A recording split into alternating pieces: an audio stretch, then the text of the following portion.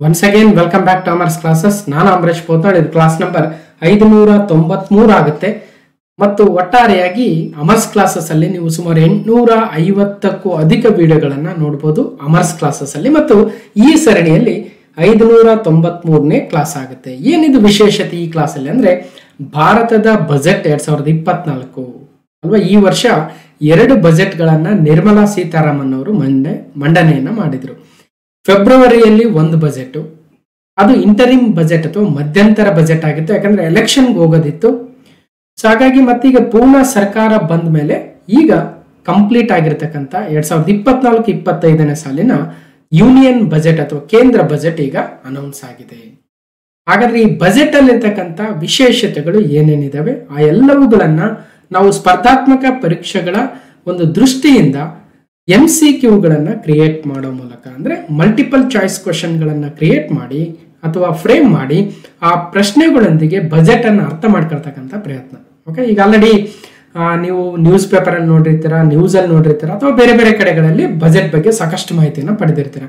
ಅದೆಲ್ಲವನ್ನು ಕೂಡ ಒಟ್ಟಾರೆಯಾಗಿ ಎಲ್ಲ ಒಂದೇ ಕಡೆ ತಂದು ಕೊಡ್ತಕ್ಕಂಥ ಪ್ರಯತ್ನವಾಗುತ್ತೆ. ಇದು ಮೊದಲನೇ ಭಾಗ, ಪಾರ್ಟ್ 1. ನೋಡೋಣ ಪಾರ್ಟ್ 1, ಪಾರ್ಟ್ 2, ಪಾರ್ಟ್ 3 ಎಷ್ಟಾಗುತ್ತೆ ಅಷ್ಟೂ ಕೂಡ ಯಾವುದೇ ಒಂದು ಹೊಸ ಸ್ಕೀಮನ್ನು ಕೂಡ ಮಿಸ್ ಮಾಡದೆ, ಅಥವಾ ಫಿಸ್ಕಲ್ ಡೆಫಿಸಿಟ್ ಆಗಿರ್ಬೋದು, ಅಥವಾ ರಿಟೇಲ್ ಇನ್ಫ್ಲೇಷನ್ ಟಾರ್ಗೆಟ್ ಆಗಿರ್ಬೋದು, ಒಟ್ಟಾರೆಯಾಗಿ ನಮ್ಮ ದೇಶದ ಬಜೆಟ್ ಗಾತ್ರ ಆಗಿರ್ಬೋದು, ಅಥವಾ ಇನ್ನಿತರ ವಿಚಾರಗಳನ್ನು ಕೂಡ ಈ ಒಂದು ವಿಡಿಯೋದಲ್ಲಿ ನಾವು ನೋಡ್ತಾ ಹೋಗ್ತೀವಿ. ಓಕೆ, ಹಾಗಾದ್ರೆ ಭಾರತ ಬಜೆಟ್ 2024 ಅಥವಾ ಯೂನಿಯನ್ ಬಜೆಟ್ 2024ನ ಹೈಲೈಟ್ ಗಳನ್ನ ನೋಡ್ತಾ ಹೋಗೋಣ ವಿತ್ MCQs. ಇದು ಮೊದಲನೇ ಭಾಗವಾಗುತ್ತೆ. ಓಕೆ, ಸೊ ಏನಿದೆ ನ್ಯೂಸ್ ಪೇಪರ್ ಅಲ್ಲಿ ನೋಡಿರ್ಬೋದು ಈಗ ಆಲ್ರೆಡಿ ನೀವು 48.21 ಲಕ್ಷ ಕೋಟಿಯ ಬಜೆಟ್ ಗಾತ್ರ, 48.21 ಲಕ್ಷ ಕೋಟಿ.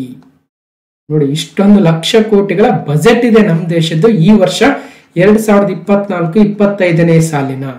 ಎಲ್ಲಿವರೆಗೆ ಇರುತ್ತೆ ಅಂದ್ರೆ ಇದು ನೆಕ್ಸ್ಟ್ ಮಾರ್ಚ್ 31ರವರೆಗೂ ಇದರ ಆಯವ್ಯಯ, ಅದರ ಖರ್ಚು ವೆಚ್ಚಗಳು ಮಾಡಬೇಕಾಗುತ್ತೆ ಒಂದ್ ಕಡೆ. ಓಕೆ, ಇನ್ನೊಂದ್ ಕಡೆ ಬಂಡವಾಳ ವೆಚ್ಚವು ಕೂಡ GDPಯ 3.4ರಷ್ಟು ಖರ್ಚು ಮಾಡ್ತಾ ಇದ್ದಾರೆ. ಬಂಡವಾಳ ವೆಚ್ಚ ಅಥವಾ ಕ್ಯಾಪಿಟಲ್ ಎಕ್ಸ್ಪೆಂಡಿಚರ್ ಅಂತ ಕರಿತೀವಿ. ನೋಡೋಣ, ಈ ಜಸ್ಟ್ ಗ್ಲಿಮ್ಸಸ್ ನೋಡ್ತಾ ಇದ್ದೀವಿ. ಮುಂದೆ ಇದೇ ಒಂದು ಬಜೆಟ್ ನ ಗಾತ್ರ ಎಷ್ಟು, ಆ ಗಾತ್ರದ ಎಷ್ಟು ಪರ್ಸೆಂಟೇಜ್ ಅನ್ನ ಬಂಡವಾಳ ವೆಚ್ಚಕ್ಕೆ, ಎಷ್ಟು ಪರ್ಸೆಂಟೇಜ್ ಸಾಲ ಇದೆ, ಎಷ್ಟು ಫಿಸ್ಕಲ್ ಡೆಫಿಸಿಟ್ ಆಗುತ್ತೆ, ಎಲ್ಲವನ್ನು ನೋಡ್ತಾ ಹೋಗ್ತೀವಿ. ಓಕೆ, ಮತ್ತು ತೆರಿಗೆ ಆದಾಯ 25.83 ಲಕ್ಷ ಕೋಟಿಗಳು ತೆರಿಗೆ ಆದಾಯ ಇದೆ. ಟ್ಯಾಕ್ಸ್ ರೆವೆನ್ಯೂ ಅಂತ ಕರಿತೀವಿ ಅಲ್ವಾ. ನಾವು ಕಟ್ತಕ್ಕಂಥ GST ಆಗಿರ್ಬೋದು, ಅಥವಾ ಇನ್ಕಮ್ ಟ್ಯಾಕ್ಸ್ ಆಗಿರ್ಬೋದು, ಅಥವಾ ಬೇರೆ ಬೇರೆ ಮೂಲಗಳ ತೆರಿಗೆ ಆದಾಯ 25.83 ಲಕ್ಷ ಕೋಟಿ. ಇನ್ನು ಸಾಲಗಳ ಹೊರತಾದ ಒಟ್ಟು ಆದಾಯ, ಸಾಲವನ್ನ ಬಿಟ್ಟು ಉಳಿದಿರ್ತಕ್ಕಂತಹ ಅದು ಟ್ಯಾಕ್ಸ್ ರೆವೆನ್ಯೂ ಆಗಿರ್ಬೋದು, ನಾನ್ ಟ್ಯಾಕ್ಸ್ ರೆವೆನ್ಯೂ ಆಗಿರ್ಬೋದು, ಎಲ್ಲವನ್ನ ಸೇರಿ 32.7 ಲಕ್ಷ ಕೋಟಿ ರೂಪಾಯಿಗಳ ಆದಾಯ ಇದೆ. ಇವು ನಂಬರ್ಗಳನ್ನ ನಂತರ ನಾನು ಪ್ರಶ್ನೆಗಳ ಮುಖಾಂತರ ಹೇಳ್ತಾ ಹೋಗ್ತೀನಿ. ಓಕೆ, ಒಂದ್ ಕಡೆ. ಮತ್ತೊಂದ್ ಕಡೆ ವಿಕಸಿತ ಭಾರತಕ್ಕೆ ನೀಲನಕ್ಷ. 2047ನೇ ವರ್ಷಕ್ಕೆ ಭಾರತಕ್ಕೆ ಸ್ವಾತಂತ್ರ್ಯ ಬಂದು 100 ವರ್ಷಗಳು ಗತಿಸ್ತವೆ. ಆ 100ನೇ ವರ್ಷದ ಸಂದರ್ಭಕ್ಕೆ ಭಾರತ ಒಂದು ಬಲಾಢ್ಯವಾಗಿರ್ತಕ್ಕಂತಹ, ಮುಂದುವರೆದಿರ್ತಕ್ಕಂತಹ, ವಿಕಸಿತವಾಗಿರ್ತಕ್ಕಂತಹ ಭಾರತವನ್ನ ನಾವು ಕಟ್ಟಬೇಕು ಅನ್ನೋ ಉದ್ದೇಶಕ್ಕೆ ಅದೇ ಒಂದು ವಿಕಸಿತ ಭಾರತ್ ಎನ್ನುವ ನೀಲ ನಕ್ಷೆಯೊಂದಿಗೆ ಬಜೆಟ್ ಅನ್ನ ಮಂಡನೆ ಮಾಡ್ತಾ ಬರ್ತಾ ಇದ್ದಾರೆ ನಿರ್ಮಲಾ ಸೀತಾರಾಮನ್ ಅವರು. ಇದರಲ್ಲಿ 4 ಜಾತಿಗಳಿಗೆ ಮಣೆ ಹಾಕಿದ್ದಾರೆ. ಜಾತಿ ಅಂದ್ರೆ ನಮ್ಮ ನಾರ್ಮಲ್ ಸೊಸೈಟಿಯಲ್ಲಿ ಇರ್ತಕ್ಕಂಥ ಕ್ಯಾಸ್ಟ್ ಗಳಲ್ಲ, ಬದಲಾಗಿ 4 ವಿಶೇಷವಾಗಿರ್ತಕ್ಕಂತಹ ಕ್ಯಾಸ್ಟ್ ಗಳನ್ನ ಇಲ್ಲಿ ಕ್ರಿಯೇಟ್ ಮಾಡಿದ್ದಾರೆ. ಒಂದು ಯುವಜನತೆ, ಯುವಜನ, 2ನೇದು ಮಹಿಳೆ, 3ನೇದು ಬಡವರು, 4ನೇದು ಅನ್ನದಾತ ಅಂದ್ರೆ ರೈತರು. ಈ 4 ಜಾತಿಗಳು ಅಥವಾ ಈ 4 ವಿಧದ ಯುವಜನಾಂಗ, ಮಹಿಳೆಯರು, ಬಡವರು, ಅನ್ನದಾತರು ಮುಂದುವರೆದ್ರೆ ಮಾತ್ರ ದೇಶ ಬಲಾಢ್ಯವಾಗೋದಕ್ಕೆ ಸಾಧ್ಯ. ಇವರನ್ನ ಹಿಂದೆ ಬಿಟ್ಟು ಯಾವುದೋ ಒಂದು ವರ್ಗ ಮುಂದೆ ಹೋದ್ರೆ ಅದು ದೇಶದ ಮುಂದುವರೆದಿರುವುದಕ್ಕೆ ಸಾಧ್ಯನೇ ಇಲ್ಲ ಅನ್ನೋದನ್ನ ಏನು ಪರಿಗಣನೆ ತೆಗೆದುಕೊಂಡಿರ್ತಕ್ಕಂತಹ ಸರ್ಕಾರ, ಕೇಂದ್ರ ಸರ್ಕಾರ ಈ 4 ಜನರ ಉನ್ನತಿಗೆ ಸಾಕಷ್ಟು ಕಾರ್ಯಕ್ರಮಗಳನ್ನು ತರ್ತಾ ಇದೆ. ಯುವ ಜನತೆ, ಮಹಿಳೆಯರು, ಬಡವರು ಮತ್ತು ಅನ್ನದಾತ. ನೆನ್ಪಿಡ್ಬೇಕು. ಉದ್ಯೋಗ, ಕೌಶಲ, ಉದ್ಯಮ, ಮಧ್ಯಮ ವರ್ಗಕ್ಕೆ ಒತ್ತನ್ನು ನೀಡ್ತಾ ಇದ್ದಾರೆ. ಆದಾಯ ತೆರಿಗೆಯ ಹೊರೆ ಇಳಿಕೆಯಾಗಿದೆ. ಜೊತೆಗೆ ವೇತನದಾರರಿಗೆ ವರದಾನವಾಗಿದೆ. ಏನು ವರದಾನವಾಗಿದೆ? ಟ್ಯಾಕ್ಸ್ ಸ್ಲ್ಯಾಬ್ಸ್ ಅಲ್ಲಿ ಏನಾದರೂ ಚೇಂಜಸ್ ಆಗಿದೆಯಾ? ಸ್ಟ್ಯಾಂಡರ್ಡ್ ಡಿಡಕ್ಷನ್ ಅಲ್ಲಿ ಏನಾದರೂ ಹೆಚ್ಚಿಗೆ ಆಗಿದೆಯಾ? ಅಥವಾ ಪರ್ಸೆಂಟೇಜ್ ಟ್ಯಾಕ್ಸ್ ಸ್ಲ್ಯಾಬ್ ಅಲ್ಲಿ ಯಾವ್ದ್ರಲ್ಲಿ ಎಷ್ಟಾಗಿದೆ? ಅಥವಾ ನ್ಯೂ ಟ್ಯಾಕ್ಸ್ ರೆಜಿಮೆ, ಓಲ್ಡ್ ಟ್ಯಾಕ್ಸ್ ರೆಜಿಮೆ ಅಂದ್ರೆ ಏನು ಅನ್ನೋದನ್ನ ನಾವು ಮತ್ತೆ ಪಾರ್ಟ್ ಅಲ್ಲಿ ನೋಡ್ತಾ ಹೋಗ್ತೀವಿ. ಆಂಧ್ರ ಬಿಹಾರಕ್ಕೆ ಭರ್ಜರಿ ಪ್ಯಾಕೇಜ್, ಕರ್ನಾಟಕಕ್ಕೆ 0 ಎನ್ನುವ ಈ ಒಂದು ನ್ಯೂಸ್ ಪೇಪರ್ ಕಟಿಂಗ್ ಅಲ್ಲಿ ಇದೆ. ಓಕೆ, ಮಿಡಲ್ ಕ್ಲಾಸ್ಗೆ ಮೆಡಲ್. ಆದಾಯ ತೆರಿಗೆ ಉಳಿತಾಯ ಯಾವ ವಲಯಕ್ಕೆ ಎಷ್ಟು ಸಿಕ್ಕಿದೆ, ಯಾವುದು ದುಬಾರಿ, ಯಾವುದು ಅಗ್ಗ, ಯಾವ ದೋಸ್ತಿಗಳು ಖುಷಿಯಾಗಿದ್ದಾರೆ, 50 ಲಕ್ಷ ಉದ್ಯೋಗ, ನೇರ ತೆರಿಗೆ ಏನೇನು, ಇವೆಲ್ಲವೂ ಕೂಡ ಜಸ್ಟ್ ನೀವು ಪೇಪರ್ ಅಲ್ಲಿ ನೋಡಿರ್ತಕ್ಕಂಥ ಕಟಿಂಗ್ಸ್. ಓಕೆ, ಇದನ್ನ ನಾವು ಡೀಪ್ ಆಗಿ ಒಂದೊಂದೇ ಪಾಯಿಂಟ್ ಅನ್ನ ಮುಂದೆ ಕಾಂಪಿಟೇಟಿವ್ ಎಕ್ಸಾಮ್ ಪರ್ಸ್ಪೆಕ್ಟಿವ್ ಅಲ್ಲಿ ನೋಡ್ತಾ ಹೋಗ್ತೀವಿ. ಇದ್ಯಾವುದೇ ರಾಜಕೀಯ ವಿಶ್ಲೇಷಣೆಯೂ ಅಲ್ಲ, ನಮಗೆ ಆ ರೀತಿಯ ವಿಶ್ಲೇಷಣೆ ಬೇಕಾಗಿಯೂ ಇಲ್ಲ. ಯಾಕಂದ್ರೆ ನಮ್ಮ ಉದ್ದೇಶ ಪರೀಕ್ಷೆಗಳಲ್ಲಿ ಹೆಚ್ಚಿನ ಪ್ರಶ್ನೆಗಳಾಗಿ ಬರಬೇಕು ಮತ್ತು ನಮ್ಮ ನಾಲೆಜ್ ಹೆಚ್ಚಿಗೆ ಆಗ್ತಾ ಹೋಗ್ಬೇಕು. ಇನ್ಫ್ಲೇಷನ್ ಅಂದ್ರೇನು, ಅಥವಾ ಫಿಸ್ಕಲ್ ಡೆಫಿಸಿಟ್ ಅಂದ್ರೇನು, ರೆವೆನ್ಯೂ ಡೆಫಿಸಿಟ್ ಅಂದ್ರೇನು, ರೆವೆನ್ಯೂ ರಿಸಿಪ್ಟ್ ಅಂದ್ರೇನು, ಕ್ಯಾಪಿಟಲ್ ರಿಸಿಪ್ಟ್ ಅಂದ್ರೇನು, ಅಥವಾ ರೆವೆನ್ಯೂ ಎಕ್ಸ್ಪೆಂಡಿಚರ್ ಅಂದ್ರೇನು, ಕ್ಯಾಪಿಟಲ್ ಎಕ್ಸ್ಪೆಂಡಿಚರ್ ಅಂದ್ರೇನು, ಅವೆಲ್ಲವುಗಳನ್ನು ಕೂಡ ಈಗ ಆಲ್ರೆಡಿ ಸಾಕಷ್ಟು ಬಜೆಟ್ ಮತ್ತು ಎಕನಾಮಿಕ್ ಸರ್ವೆದಲ್ಲಿ, ಕರ್ನಾಟಕದ ಬಜೆಟ್ ಎಕನಾಮಿಕ್ ಸರ್ವೆದಲ್ಲಿ ಮಾತಾಡಿದ್ದೀವಿ. ಅವುಗಳನ್ನು ಕೂಡ ಒಂದಷ್ಟು ನಿಮಗೆ ರೀಕ್ಯಾಪ್ ಮಾಡ್ತಾ ನಾವು ಸಾಕಷ್ಟು ವಿಚಾರಗಳನ್ನು ತಿಳ್ಕೊಳ್ತಾ ಹೋಗೋಣ. ಇದು ವಿಜಯ ಕರ್ನಾಟಕದ ಮೊದಲನೇ ಪೇಜ್ ಆಗಿತ್ತು ಅಬೌಟ್ ಬಜೆಟ್. ಇನ್ನೊಂದು ಪ್ರಜಾವಾಣಿಯಲ್ಲಿ ಉದ್ಯೋಗಕ್ಕೆ ಒತ್ತು, ಮಿತ್ರರಿಗಷ್ಟೇ ಕಸರತ್ತು. 48.21 ಲಕ್ಷ ಕೋಟಿಯ ಬಜೆಟ್ ಗಾತ್ರ, 32.07 ಲಕ್ಷ ಕೋಟಿಯ ಸಾಲವನ್ನು ಹೊರತುಪಡಿಸಿದ ವರಮಾನ. ಅಂದ್ರೆ ಏನು ಡೆಬ್ಟ್ ತಗೊಳ್ತಾರಲ್ವ, ಆ ಡೆಟ್ ನ ಹೊರತುಪಡಿಸಿ, ಲಯಬಿಲಿಟೀಸ್ ಅನ್ನು ಹೊರತುಪಡಿಸಿದ ವರಮಾನ 32.7 ಅಥವಾ ಸಾಲವನ್ನು ಹೊರತುಪಡಿಸಿದ್ದು. 25.83 ಲಕ್ಷ ಕೋಟಿ ನಿವ್ವಳ ತೆರಿಗೆ ಆದಾಯ. ಫಿಸ್ಕಲ್ ಡೆಫಿಸಿಟ್ ಅಥವಾ ವಿತ್ತೀಯ ಕೊರತೆ ನಮ್ಮ ಟೋಟಲ್ GDP ಎಷ್ಟಿದೆಯೋ ಅದರ 4.9% ಅಷ್ಟು ಸಾಲ ಇದೆ. 11.11 ಲಕ್ಷ ಕೋಟಿಗಳ ಮೂಲ ಸೌಕರ್ಯಕ್ಕೆ, ಇನ್ಫ್ರಾಸ್ಟ್ರಕ್ಚರ್ಗೆ 11.11 ಲಕ್ಷ ಕೋಟಿಗಳ ಬಹಳ ದೊಡ್ಡ ಮೊತ್ತವನ್ನ ಮೀಸಲಿರಿಸಿದ್ದಾರೆ. 6.21 ಲಕ್ಷ ಕೋಟಿಗಳು ರಕ್ಷಣೆಗೆ, 11 ಲಕ್ಷ ಕೋಟಿ ಸಾಲದ ಬಡ್ಡಿಗೆ. ಚಿನ್ನ, ಬೆಳ್ಳಿ, ಕಸ್ಟಮ್ಸ್ಗೆ ಸುಂಕ ಕಡಿತ, ಬಿಹಾರ ಆಂಧ್ರಕ್ಕೆ ಬಂಪರ್ ಅನುದಾನ ಮತ್ತು ಹೊಸ ತೆರಿಗೆ ಪದ್ಧತಿ ಪಾಲಿಸುವ ತೆರಿಗೆದಾರರಿಗೆ ಕೊಂಚ ಸಿಹಿ. ಇದೆಲ್ಲವನ್ನು ಕೂಡ ಮತ್ತೆ ನೋಡ್ತಾ ಹೋಗೋಣ.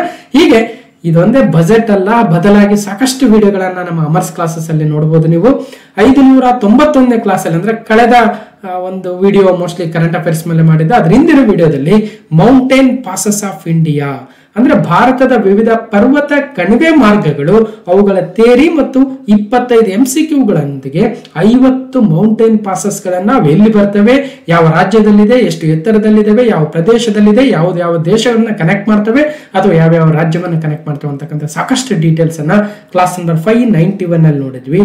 ಅದರಿಂದಗಡೆ ಕ್ಲಾಸ್ ನಂಬರ್ 590 ಅಲ್ಲಿ ನೀತಿ ಆಯೋಗದ SDG India index 2023-24 NITI Aayog ಪ್ರಕಟಿಸುವ ನಮ್ಮ ದೇಶದ ವಿವಿಧ ರಾಜ್ಯಗಳಲ್ಲಿ ಈ SDG ಇಂಡೆಕ್ಸ್ ಅಥವಾ ಸಸ್ಟೈನಬಲ್ ಡೆವಲಪ್ಮೆಂಟ್ ಗೋಲ್ಸ್ ಅಥವಾ ಸುಸ್ಥಿರ ಅಭಿವೃದ್ಧಿ ಗುರಿಗಳ ಇಂಪ್ಲಿಮೆಂಟೇಷನ್ ಅಲ್ಲಿ ಯಾವ ರಾಜ್ಯ ಮುಂದೆ ಇದೆ, ಯಾವ ರಾಜ್ಯ ಎಷ್ಟನೇ ಸ್ಥಾನದಲ್ಲಿದೆ, ಕರ್ನಾಟಕ ಸ್ಥಾನ ಏನು, ಅಥವಾ ಯಾವ ಕೇಂದ್ರಾಡಳಿತ ಪ್ರದೇಶ ಯಾವ ಸ್ಥಾನದಲ್ಲಿದೆ ಅಂತ ಕಂಪ್ಲೀಟ್ ಆಗಿ ನೋಡಿದ್ವಿ. ಕ್ಲಾಸ್ ನಂಬರ್ 590 ನೀತಿ ಆಯೋಗ್ SDG ಇಂಡಿಯಾ ಇಂಡೆಕ್ಸ್.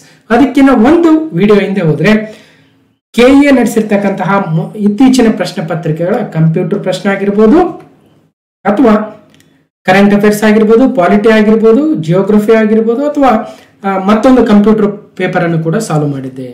ಜೊತೆಗೆ nuclear power plants in India, ಭಾರತದಲ್ಲಿನ ಪರಮಾಣು ವಿದ್ಯುತ್ ಸ್ಥಾವರಗಳು ಯಾವ್ಯಾವು ಅಲ್ವಾ, ಅದನ್ನ ಕ್ಲಾಸ್ ನಂಬರ್ 588 ಅಲ್ಲಿ ವಿತ್ ಈಗ ಅಪ್ಕಮಿಂಗ್ ಪವರ್ ಪ್ಲಾಂಟ್ಸ್ ಬಗ್ಗೆ ಕೂಡ ಆಲ್ರೆಡಿ ಇರ್ತಕ್ಕಂಥ 7 ನ್ಯೂಕ್ಲಿಯರ್ ಪವರ್ ಪ್ಲಾಂಟ್ಗಳು, ಅಲ್ಲಿರ್ತಕ್ಕಂಥ ನ್ಯೂಕ್ಲಿಯರ್ ರಿಯಾಕ್ಟರ್ಸ್ 24 ಯಾವ್ಯಾವು, ಯಾವ ರಾಜ್ಯ, ಯಾವ ನ್ಯೂಕ್ಲಿಯರ್ ಪ್ಲಾಂಟ್ ಯಾವಾಗ ಸ್ಥಾಪನೆ ಆಯಿತು, ಯಾವ ದೇಶದ ಸಹಾಯದೊಂದಿಗೆ ಎಷ್ಟು ಪವರ್ ಜನರೇಷನ್ ಕೆಪಾಸಿಟಿ ಇದೆ, ಎಲ್ಲವನ್ನು ಕೂಡ ಕ್ಲಾಸ್ ನಂಬರ್ 588 ಭಾರತದಲ್ಲಿನ ಪರಮಾಣು ವಿದ್ಯುತ್ ಸ್ಥಾವರಗಳು ಅಥವಾ nuclear power plants in India ನೋಡಿದ್ವಿ. ಜೊತೆಗೆ Australian open, French open, Wimbledon ಗಳ ಬಗ್ಗೆ ಮಾಹಿತಿ ಇದೆ.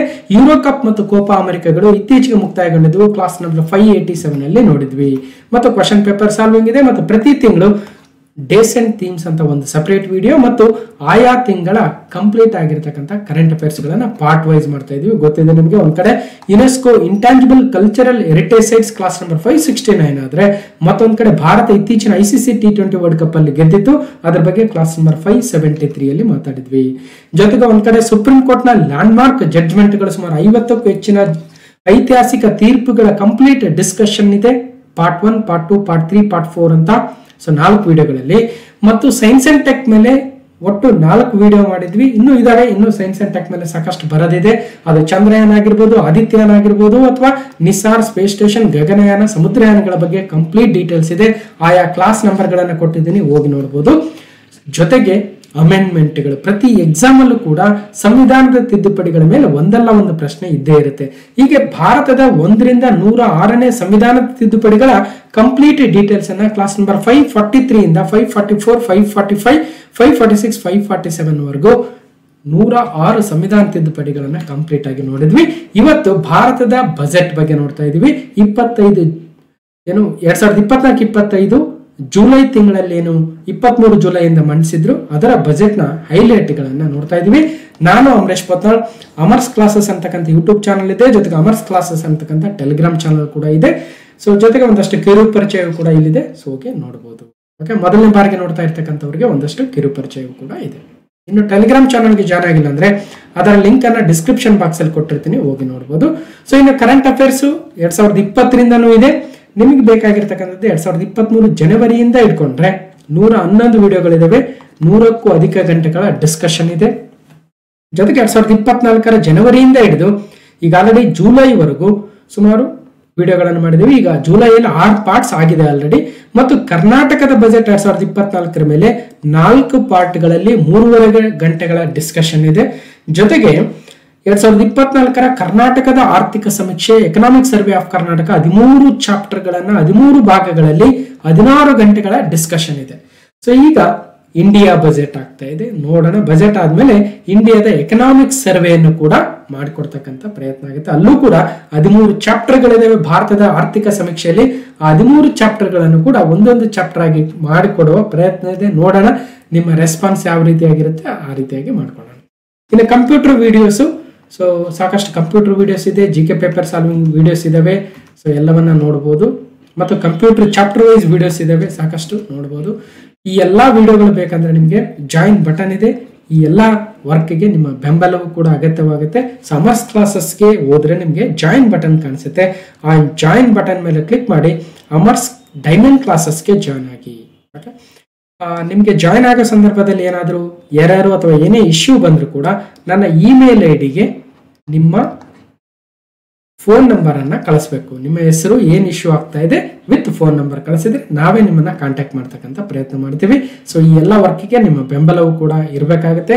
ಒಂದ್ ಕಡೆ ಆಸ್ಕರ್ ಅವಾರ್ಡ್ ಇದೆ, ಗೋಲ್ಡನ್ ಗ್ಲೋಬ್ ಅವಾರ್ಡ್ ಇದೆ, ಗ್ರಾಮಿ ಎಮ್ಮಿ ಅವಾರ್ಡ್ಗಳಿದಾವೆ. ಮತ್ತೊಂದ್ ಕಡೆ ಲೆಪರ್ಡ್ ಸೆನ್ಸಸ್ ಬಂದಿತ್ತು, ಅದ್ರ ಜೊತೆಗೆ ಟೈಗರ್ ಸೆನ್ಸಸ್ ಮಾತಾಡಿದ್ದೀನಿ, ಎಲಿಫೆಂಟ್ ಸೆನ್ಸಸ್ ಮಾತಾಡಿದ್ದೀನಿ, ಲಯನ್ ಸೆನ್ಸಸ್ ಮಾತಾಡಿದ್ದೀನಿ.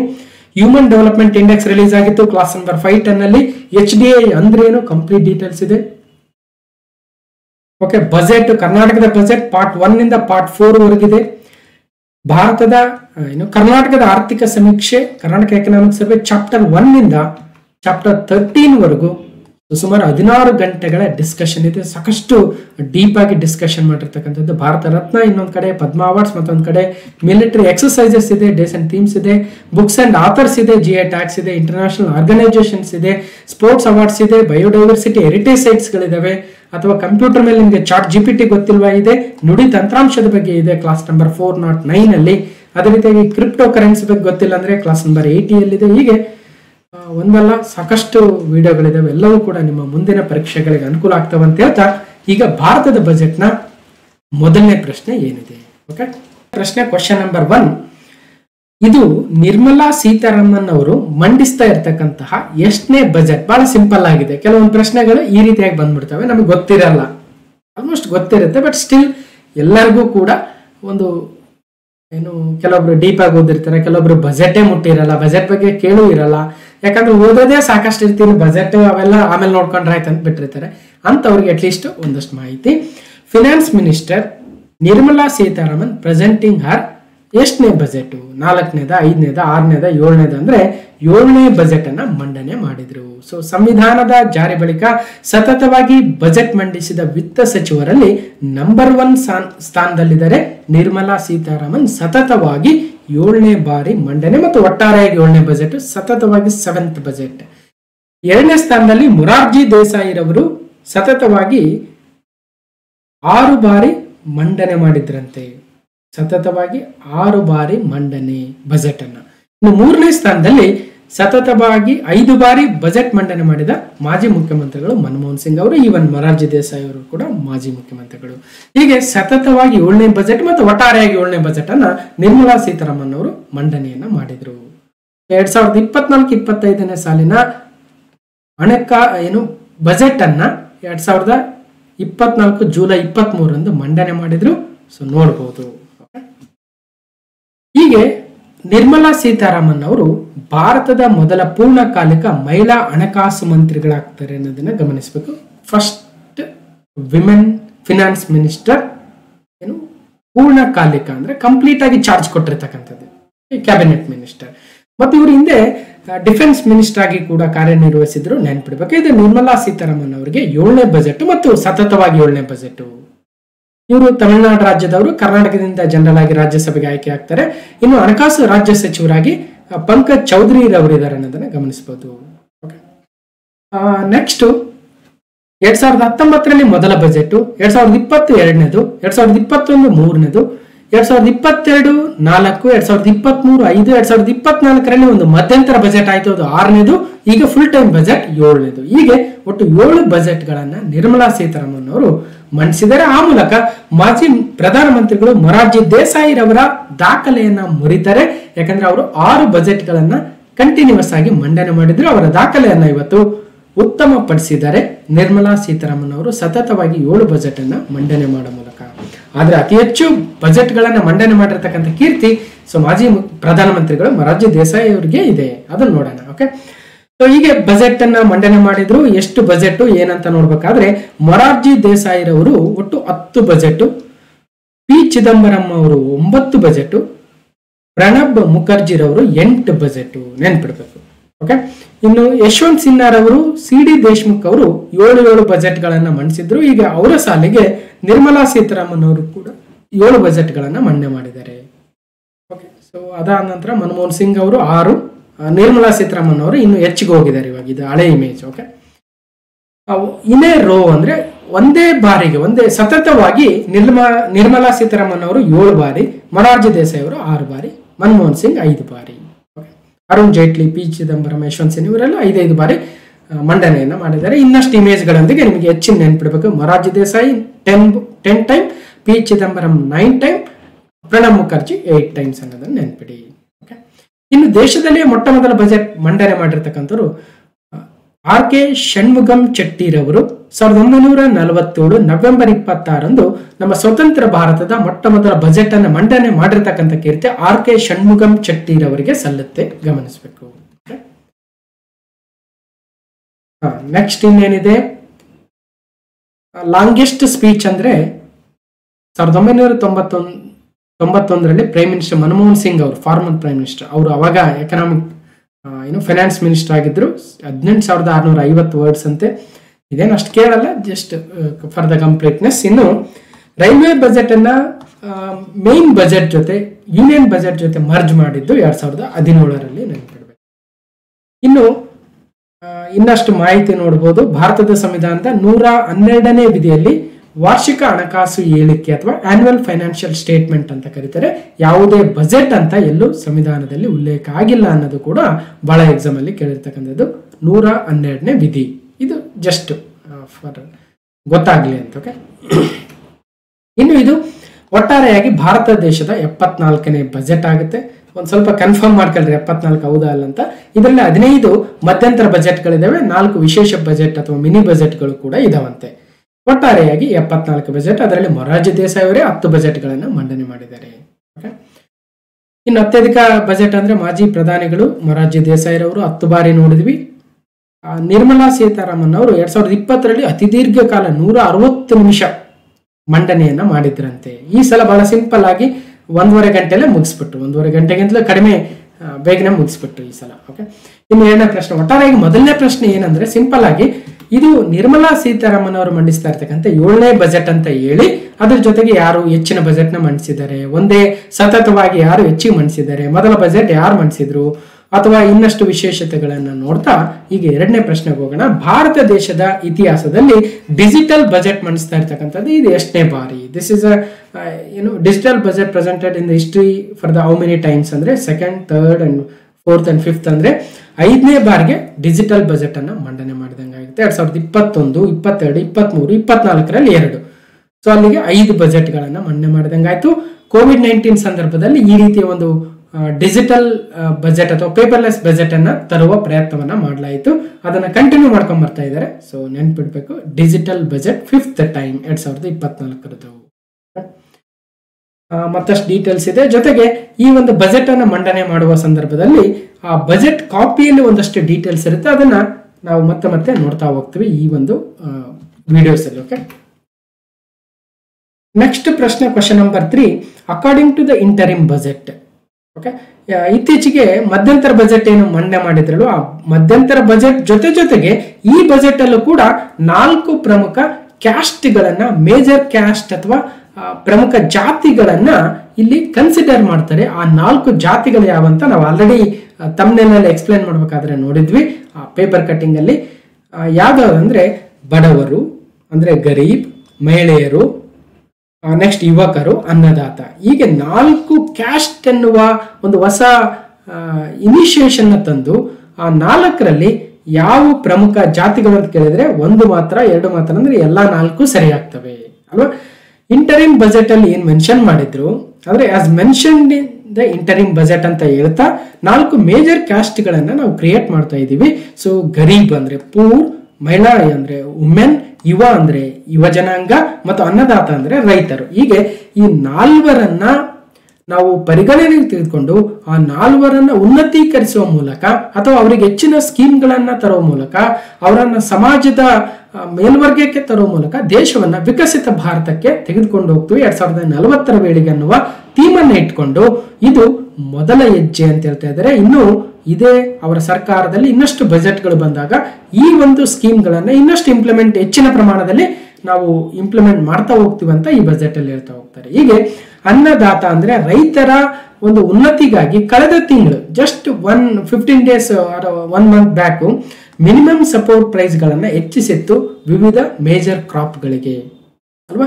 ಸೊ ಜೊತೆಗೆ 50% ಮಾರ್ಜಿನ್ ಓವರ್ ಕಾಸ್ಟ್ ಅಂದ್ರೆ ಹೆಚ್ಚಿನ ಪ್ರಮಾಣದ ಒಂದಷ್ಟು MSP ಮಿನಿಮಮ್ ಸಪೋರ್ಟ್ ಪ್ರೈಸ್ ಅಥವಾ ಬೆಂಬಲ ಬೆಲೆಯನ್ನ ಘೋಷಣೆ ಮಾಡಿದ್ರು. ಜೊತೆಗೆ ಪ್ರಧಾನಮಂತ್ರಿ ಗರೀಬ್ ಕಲ್ಯಾಣ ಅನ್ನ ಯೋಜನಾ PMGKAY ಯೋಜನೆಯನ್ನ ದೇಶದ 80 ಕೋಟಿ ಜನರಿಗೆ ಅನುಕೂಲವಾಗುವ ಈ ಒಂದು ಯೋಜನೆಯನ್ನ ಮುಂದಿನ 5 ವರ್ಷಗಳಿಗೆ ವಿಸ್ತರಿಸಿದ್ವಿ ಅನ್ನೋದನ್ನು ಕೂಡ ಈಗ ಆಲ್ರೆಡಿ ಕೇಂದ್ರ ಸರ್ಕಾರ ಹೇಳಿತ್ತು, ಅದನ್ನ ಬಜೆಟ್ ಅಲ್ಲಿ ಹೇಳ್ತಾ ಇದ್ದಾರೆ. ಅಂದ್ರೆ ಸಮಾಜದಲ್ಲಿರ್ತಕ್ಕಂಥ ಬಡವರು, ಮಹಿಳೆಯರು, ಯುವ ಜನಾಂಗ ಮತ್ತು ರೈತರ ಕಲ್ಯಾಣಕ್ಕಾಗಿ ಈ ರೀತಿಯ ಸಾಕಷ್ಟು ಯೋಜನೆಗಳನ್ನ ನಾವು ತರ್ತೀವಿ.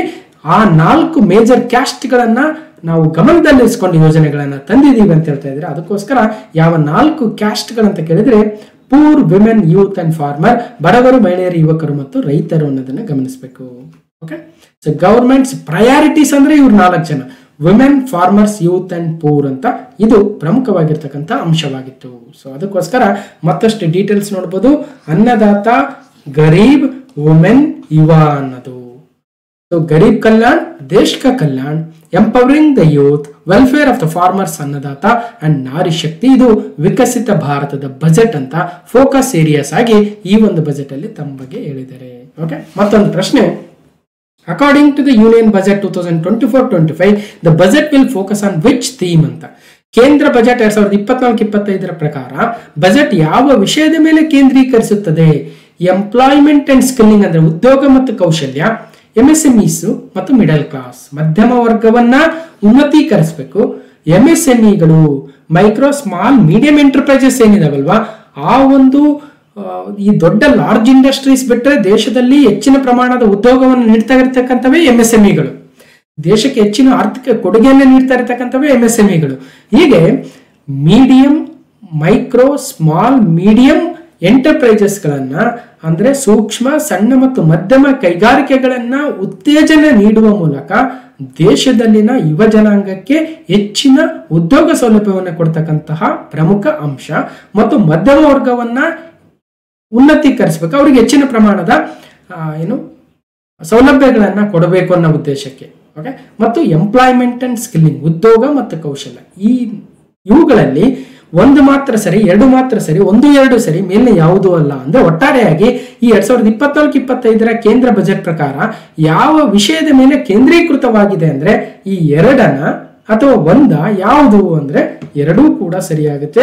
ಉದ್ಯೋಗ ಕೌಶಲ್ಯದ ಮೇಲೆ ಹೆಚ್ಚಿನ ಪ್ರಮಾಣದ ಒಂದು ಗಮನ ಹರಿಸ್ತಾ ಇದ್ದಾರೆ, ಎಂಪ್ಲಾಯ್ಮೆಂಟ್ ಅಂಡ್ ಸ್ಕಿಲ್ಲಿಂಗು, ಮತ್ತು MSMEಗಳು ಮತ್ತು ಮಿಡಲ್ ಕ್ಲಾಸ್ ಮೇಲೆ ಕೂಡ ಗಮನ ಹರಿಸ್ತಾ ಇದ್ದಾರೆ. ಹಾಗೆ ಬಜೆಟ್ ಥೀಮ್ ಅಂತ ಬಂದಾಗ turning attention to the full year and beyond in this budget, we particularly focus on employment, skilling, MSMEs and the middle class ಅಂತ ಹೇಳ್ತಾ ಹೋಗ್ತಾರೆ. ಹೀಗೆ 4 ಅಂಶಗಳ ಮೇಲೆ ನಾವು ಬಜೆಟ್ ಅನ್ನ ಫೋಕಸ್ ಮಾಡ್ತಾ ಇದ್ದೀವಿ.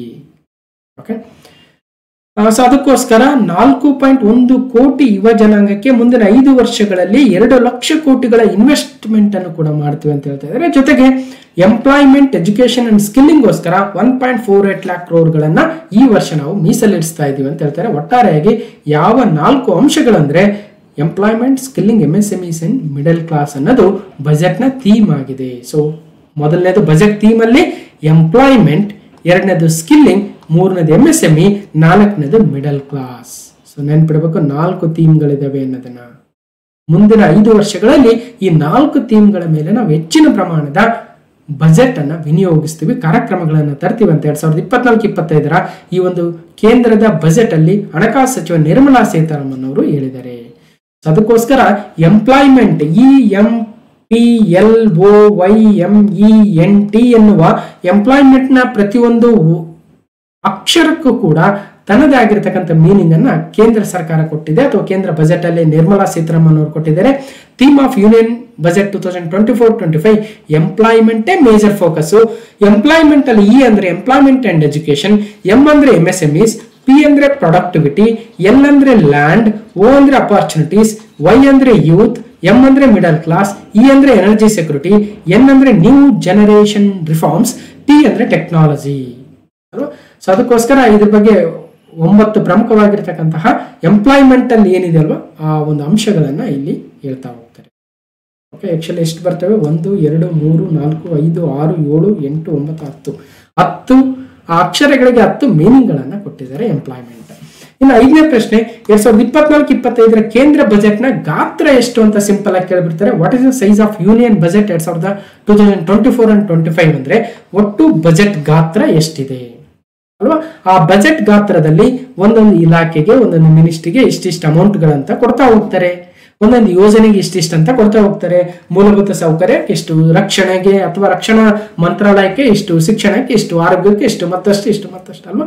ಸೊ ಅದರಲ್ಲಿ ಎಷ್ಟೆಷ್ಟು ಒಟ್ಟಾರೆ ಗಾತ್ರ ಎಷ್ಟಾಗಾದ್ರೆ ಅಲ್ವಾ? ಈಗೇನ್ ಮಾಡ್ತೀವಿ, ನಮ್ಮ ಒಟ್ಟಾರೆ ಸಂಬಳ ಬರುತ್ತೆ ಅಂತ ತಿಳ್ಕೊಳ್ರಿ. ಈಗ ಒಂದು ಸಂಬಳ ಒಂದು 50,000 ರೂಪಾಯಿ ಸಂಬಳ ಇದ್ರೆ ಅದರಲ್ಲಿ ಏನ್ ಮಾಡ್ತಾರೆ, ಒಂದು 8 ರಿಂದ 10,000 ರೂಪಾಯಿ ಬಾಡಿಗೆ, ಒಂದು 10,000 ರೂಪಾಯಿ ಮನೆ ಖರ್ಚು, ಒಂದು 2,000 ರೂಪಾಯಿ ಮೊಬೈಲ್ ಖರ್ಚು, ಅಥವಾ ಈ ತರ ಡಿವೈಡ್ ಮಾಡ್ತಾ ಹೋಗ್ತಾರಲ್ವಾ? ಸೊ ಆ ರೀತಿಯಾಗಿ ಒಟ್ಟಾರೆ ದೇಶದ ಬಜೆಟ್ ನ ಗಾತ್ರ ಎಷ್ಟಿದೆ ಅಲ್ವಾ? ಸೊ ಆಲ್ರೆಡಿ ನೋಡಿದೀವಿ ನಾವು ಎಷ್ಟು ಅಂದ್ರೆ 48.21 ಲಕ್ಷ ಕೋಟಿ ಅಂತ ಮಾತಾಡಿದ್ವಿ. ಎಕ್ಸಾಕ್ಟ್ ಆಗಿ ಹೇಳೋದಾದ್ರೆ 48,20,512 ಕೋಟಿ ರೂಪಾಯಿಗಳ ಬೃಹತ್ ಗಾತ್ರದ ಬಜೆಟ್ ಅನ್ನ ಭಾರತ ದೇಶ ಹೊಂದಿದೆ ಅನ್ನೋದನ್ನ ಗಮನಿಸಬೇಕು. ಜನರಲ್ ಆಗಿ 48.21 ಅಂತ ಹೇಳ್ಬೋದು. ಬಜೆಟ್ ನ ಒಟ್ಟಾರೆ ಗಾತ್ರ, budget size 48.21 lakh crore, lakh ಕೋಟಿಗಳು. ನೋಡಿ, ಅಂಕಿಅಂಶಗಳಲ್ಲಿ ನೋಡೋದಾದ್ರೆ ಬಜೆಟ್ ನ ಗಾತ್ರ 48.21 ಲಕ್ಷ ಕೋಟಿಗಳು. ಅದರಲ್ಲಿ ಒಟ್ಟು ತೆರಿಗೆ ಆದಾಯ 38.4 ಲಕ್ಷ ಕೋಟಿ ಆದ್ರೆ ಅದರಲ್ಲಿ ಮತ್ತೆ ನಿವ್ವಳ ತೆರಿಗೆ 25.84 ಲಕ್ಷ ಕೋಟಿಗಳು. ಈ ತೆರಿಗೆ ಆದಾಯ ಅಂತ ಬಂದಾಗ ಅದರಲ್ಲಿ ಮತ್ತೆ ಆದಾಯ ತೆರಿಗೆ ಎಷ್ಟಿದೆ ಅಥವಾ ರಾಜ್ಯಗಳ ತೆರಿಗೆ ಪಾಲು ಎಷ್ಟಿದೆ, ಇನ್ನೊಂದು ಎಷ್ಟು ಮತ್ತಷ್ಟು ಇರುತ್ತೆ, ಅದೆಲ್ಲ ಬೇರೆ ವಿಚಾರ. ಯಾಕಂದ್ರೆ ನಿವ್ವಳ ತೆರಿಗೆಯಲ್ಲಿ ರಾಜ್ಯಗಳ ಏನು ಒಟ್ಟಾರೆ ತೆರಿಗೆಯಲ್ಲಿ ರಾಜ್ಯಗಳ ಪಾಲು ತೆಗೆದಾಗ ನಿವ್ವಳ ತೆರಿಗೆ ಅವ್ರಿಗೆ ಸಿಗುತ್ತೆ, ಯಾಕಂದ್ರೆ ರಾಜ್ಯಗಳಿಗೂ ಕೂಡ ಕೊಡಬೇಕಾಗುತ್ತೆ. ಅದ್ರ ಜೊತೆಗೆ ಸೆಸ್ ಎಷ್ಟು ಬಂತು, GST ಇಂದ ಎಷ್ಟು ಕಲೆಕ್ಟ್ ಆಯಿತು, ಅಥವಾ ಒಟ್ಟು ತೆರಿಗೆ ಆದಾಯದಲ್ಲಿ ಹೆಚ್ಚಿನ ಪ್ರಮಾಣದ ತೆರಿಗೆ ಯಾವುದರಿಂದ ಬರುತ್ತೆ, ಇನ್ಕಮ್ ಟ್ಯಾಕ್ಸ್ ಇಂದನ ಅಥವಾ ಇನ್ನೊಂದರಿಂದನ ನೋಡಬಹುದು. ಬಜೆಟ್ ಸೈಜ್ 48.21 ನಲ್ಲಿ ಗ್ರಾಸ್ ಟ್ಯಾಕ್ಸ್ ರೆವೆನ್ಯೂ 38.40 crore ಆದ್ರೆ ನೆಟ್ ಟ್ಯಾಕ್ಸ್ 25.84. ಅದರಲ್ಲಿ ಮತ್ತೆ ನೋಡಿದ್ರೆ 10.62 lakh crore ಬರೋದು GST ಇಂದ, ಅದಕ್ಕಿಂತ ಹೆಚ್ಚಿಗೆ ಇನ್ಕಮ್ ಟ್ಯಾಕ್ಸ್ ಇಂದನೇ ಬರುತ್ತೆ 11.87 ಇಂದ ಅಲ್ವಾ. ಇನ್ನು ಕಾರ್ಪೊರೇಷನ್ ಟ್ಯಾಕ್ಸ್ 10.2 lakh crore ಆದ್ರೆ ಹೊರಗಡೆ ಹೋಗ್ತಾ ಇರ್ತಕ್ಕಂಥದ್ದು 12.47 ಸ್ಟೇಟ್ನ ಅಥವಾ ರಾಜ್ಯಗಳ ಪಾಲು ಇರುತ್ತೆ. ಇದು ಬಜೆಟ್ನ ಸೈಜು 48.71ಕ್ಕೆ ಎಲ್ಲೆಲ್ಲಿಂದ ಬಂತು. ಹಾಗಾದ್ರೆ ಇರ್ತಕ್ಕಂಥದ್ದೇ ಗ್ರಾಸ್ ಟ್ಯಾಕ್ಸ್ ರೆವೆನ್ಯೂ 38.40 ಲಕ್ಷ ಕೋಟಿ ಆದ್ರೆ ಇನ್ನು ಸುಮಾರು ಎಲ್ಲಿಂದ ಬರ್ತಾ ಇದೆ, ಅದನ್ನು ನೆಟ್ ಟ್ಯಾಕ್ಸ್ ರೆವೆನ್ಯೂ ಉಳಿದಿರೋದೇ 25 ಲಕ್ಷ. ಇನ್ನು ಹಾಗಾದ್ರೆ ಸುಮಾರು ಇನ್ನೊಂದಷ್ಟು ಲಕ್ಷಗಳು ಎಲ್ಲಿಂದ ಬರುತ್ತೆ ಅಂದ್ರೆ ಸಾಲದಿಂದ ಬರುತ್ತೆ. ಸಾಲ ಎಲ್ಲಿಂದ ಬರ್ತಾ ಇದೆ ನೋಡಿ, ಮಾರ್ಕೆಟ್ ಲೋನ್ಸ್ ಇಂದ ಎಷ್ಟು ಬರ್ತಾ ಇದೆ, ಒಟ್ಟಾರೆ ಡೆಬ್ಟ್ ಎಷ್ಟಿದೆ, ಕ್ಯಾಪಿಟಲ್ ರಿಸಿಪ್ಟ್ಸ್ ಎಷ್ಟಾಗುತ್ತೆ, ಒಟ್ಟಾರೆಯಾಗಿ ಬಜೆಟ್ ಗಾತ್ರ 48.21. ಆ 48.21 ಲಕ್ಷ ಕೋಟಿ ರೂಪಾಯಿಗಳಲ್ಲಿ ಯಾವ್ದಾದಕ್ಕೆ ಎಷ್ಟು ಹೋಗುತ್ತೆ? ಸೊ ಇಲ್ಲಿ ಕೊಟ್ಟಿದ್ದೇವೆ ನೋಡೋಣ, ಇದನ್ನು ಮುಂದೆ ಕೂಡ ನಾನು ಹೇಳ್ತೀನಿ. Establishment transfers, establishment and other expenditure ಅಂತ ಕನ್ನಡದಲ್ಲಿ ನೋಡೋಣ. ನೋಡಿ, ವರ್ಗಾವಣೆಗಳು, ಸಂಸ್ಥೆಗಳು ಮತ್ತು ಇತರ ವೆಚ್ಚಗಳಿಗೆ 27.99 ಲಕ್ಷ ಕೋಟಿಗಳು. ಯೋಜನಾ ವೆಚ್ಚಕ್ಕೆ ಮತ್ತೆ ಅದರಲ್ಲಿ ಡಿವೈಡ್ ಮಾಡ್ತಾ ಹೋಗ್ತಾರೆ. ಸೊ ಯಾವ್ದಾವ್ದು ಕೇಂದ್ರ ವಲಯದ ಯೋಜನೆಗಳಿಗೆ ಎಷ್ಟು ಅಲ್ವಾ. ಸೊ ಅದೇ ರೀತಿಯಾಗಿ ರಾಜ್ಯಗಳಿಗೆ ಎಷ್ಟು ವರ್ಗಾವಣೆ ಆಗುತ್ತೆ, ಈ ತರ. ಸೊ ಇದೆಲ್ಲ ನೀವು ನಾನು PDF ಕೊಡ್ತೀನಿ, ಅವಾಗ ನಿಧಾನವಾಗಿ ನೋಡ್ಕೋಬಹುದು, ಅಥವಾ ಈಗ ಆಲ್ರೆಡಿ ನೋಡಿರ್ಬೋದು ಕೂಡ. Okay. So total expenditure in the budget estimates 2024-25 is estimated at 48,20,512 crore. ಇದು ಬಜೆಟ್ ನ ಗಾತ್ರ.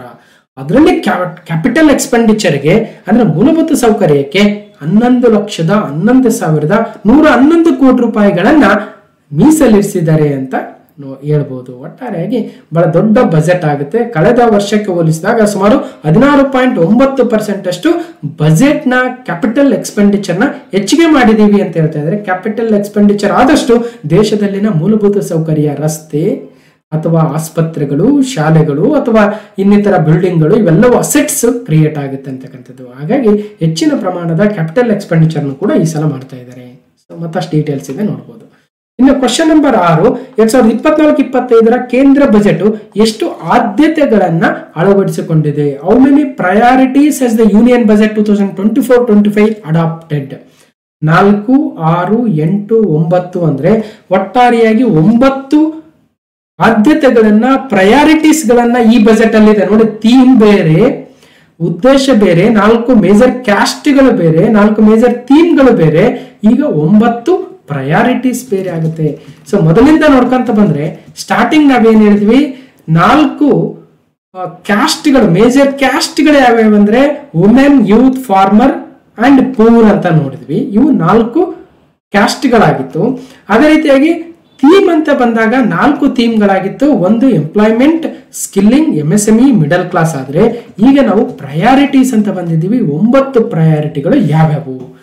People have given a unique opportunity to our government ಅಂತ ಹೇಳ್ತಾ, ಜನ ನಮಗೆ ಕೊಟ್ಟಿರ್ತಕ್ಕಂತಹ ಈ ಒಂದು ಅವಕಾಶವನ್ನ ಅವರಿಗೆ ಮತ್ತೆ ನಾವು ಡೆವಲಪ್ ಮಾಡೋ ಮೂಲಕ, ಅವರ ಜೀವನವನ್ನು ಉತ್ತಮ ಪಡಿಸಿಕೊಳ್ಳೋದ್ರ ಮೂಲಕ ದೇಶವನ್ನ ವಿಕಸಿತ ಭಾರತವನ್ನಾಗಿ ಮಾಡೋದ್ರತ್ತ ನಮ್ಮ ಹೆಜ್ಜೆಯನ್ನು ಇಡ್ತಾ ಇದ್ದೀವಿ ಅಂತ ಹೇಳ್ತಾ 9 ಪ್ರಯಾರಿಟಿಗಳನ್ನ ಕ್ರಿಯೇಟ್ ಮಾಡಿದ್ದಾರೆ. ಆ 9 ಪ್ರಯಾರಿಟಿಗಳನ್ನ ನಾವು ಮುಂದಿನ ದಿನಗಳಲ್ಲಿ ಹೆಚ್ಚಿನ ಯೋಜನೆಗಳನ್ನ ತರೋ ಮೂಲಕ ಈ 9 ಪ್ರಯಾರಿಟಿಗಳನ್ನ ಫೋಕಸ್ ಮಾಡ್ತಾ ಹೋಗ್ತೀವಿ. ಜೊತೆಗೆ ಇವಕ್ಕೆ ಮತ್ತಷ್ಟು ಆಡ್ ಮಾಡ್ತೀವಿ ಅಂತ ಕೂಡ ಹೇಳಿದರೆ. ಆ 9 ಪ್ರಯಾರಿಟೀಸ್ ಯಾವ್ಯಾವ ಅಂದ್ರೆ, ಮೊದಲನೇದು ನೋಡಿ, following 9 priorities for generating ample opportunities for all. ಪ್ರತಿಯೊಬ್ಬರಿಗೂ ಬೇಕಾಗಿರ್ತಕ್ಕಂತಹ ಸಾಕಷ್ಟು ಅವಕಾಶಗಳನ್ನ ಸೃಷ್ಟಿಸ್ತಕ್ಕಂಥದ್ದಕ್ಕೆ ಈ 9 ಆದ್ಯತೆಗಳನ್ನ, ಪ್ರಯಾರಿಟಿಗಳನ್ನ ನಾವು ಕ್ರಿಯೇಟ್ ಮಾಡಿದೀವಿ ಅಂತ ಹೇಳಿದರೆ. 9 ಯಾವ್ಯಾವ ಅಂದ್ರೆ, ಮೊದಲನೇದು productivity and resilience in agriculture ಅಂತ. ಏನು, ಕೃಷಿ ಕ್ಷೇತ್ರಕ್ಕೆ ಬಲ ನೀಡುವ ಮೂಲಕ ಉತ್ಪನ್ನ ಹೆಚ್ಚಳಕ್ಕೆ ಕ್ರಮವನ್ನ ತೆಗೆದುಕೊಳ್ತೀವಿ. First one productivity and resilience in agriculture. ಇದ್ರ ಮೇಲೆ ಸಪರೇಟ್ ಒಂದೊಂದು ಅಂಶಗಳನ್ನ ಮುಂದೆ ನಾವು ಕಲಿತಾ ಹೋಗ್ತೀವಿ. ಎರಡನೇದು ಎಂಪ್ಲಾಯ್ಮೆಂಟ್ ಅಂಡ್ ಸ್ಕಿಲ್ಲಿಂಗ್. ಎರಡನೇ ಆದ್ಯತೆ ನಿರುದ್ಯೋಗ ನಿವಾರಣೆಗೆ ಸೂಕ್ತ ಕೌಶಲ್ಯ ತರಬೇತಿ ಮೂಲಕ ಉದ್ಯೋಗ ಸೃಷ್ಟಿಯನ್ನು ಮಾಡ್ತೀವಿ, ಎಂಪ್ಲಾಯ್ಮೆಂಟ್ ಅಂಡ್ ಸ್ಕಿಲ್ಲಿಂಗ್ ಅಂತ. ಮೂರನೇದು inclusive human resource development and social justice. ನೋಡಿ, human resource development and social justice ಅಂತ ಮಾನವ ಸಂಪನ್ಮೂಲ ಅಭಿವೃದ್ಧಿ ಜೊತೆಗೆ ಸಾಮಾಜಿಕ ನ್ಯಾಯಕ್ಕೆ ಒತ್ತನ್ನು ಕೊಡ್ತೀವಿ ಅಂತ ಮೂರನೇ ಆದ್ಯತೆಯನ್ನು ಮಾಡ್ಕೊಂಡಿದ್ದಾರೆ. ನಾಲ್ಕನೇದು ಮ್ಯಾನುಫ್ಯಾಕ್ಚರಿಂಗ್ ಅಂಡ್ ಸರ್ವಿಸಸ್ ಅಂತ. ಮ್ಯಾನುಫ್ಯಾಕ್ಚರಿಂಗ್ ಸರ್ವಿಸಸ್ ಅಂದ್ರೆ ಉತ್ಪಾದನಾ ವಲಯ ವಿಸ್ತಾರ, ಸೇವಾ ವಲಯದ ಬೆಳವಣಿಗೆಗೆ ಆದ್ಯತೆಯನ್ನು ಕೊಡ್ತೀವಿ ಅಂತ ನಾಲ್ಕನೇ ಆದ್ಯತೆಯನ್ನ. ಇನ್ನು ಐದನೇದು ಅರ್ಬನ್ ಡೆವಲಪ್ಮೆಂಟ್ ಅಂದ್ರೆ ದೇಶದ ಆರ್ಥಿಕ ಶಕ್ತಿಗೆ ಬೆನ್ನೆಲುಬಾಗಿರ್ತಕ್ಕಂತಹ ನಗರಾಭಿವೃದ್ಧಿ ಯೋಜನೆಗಳಿಗೆ ಬಲವನ್ನು ತರ್ತೀವಿ.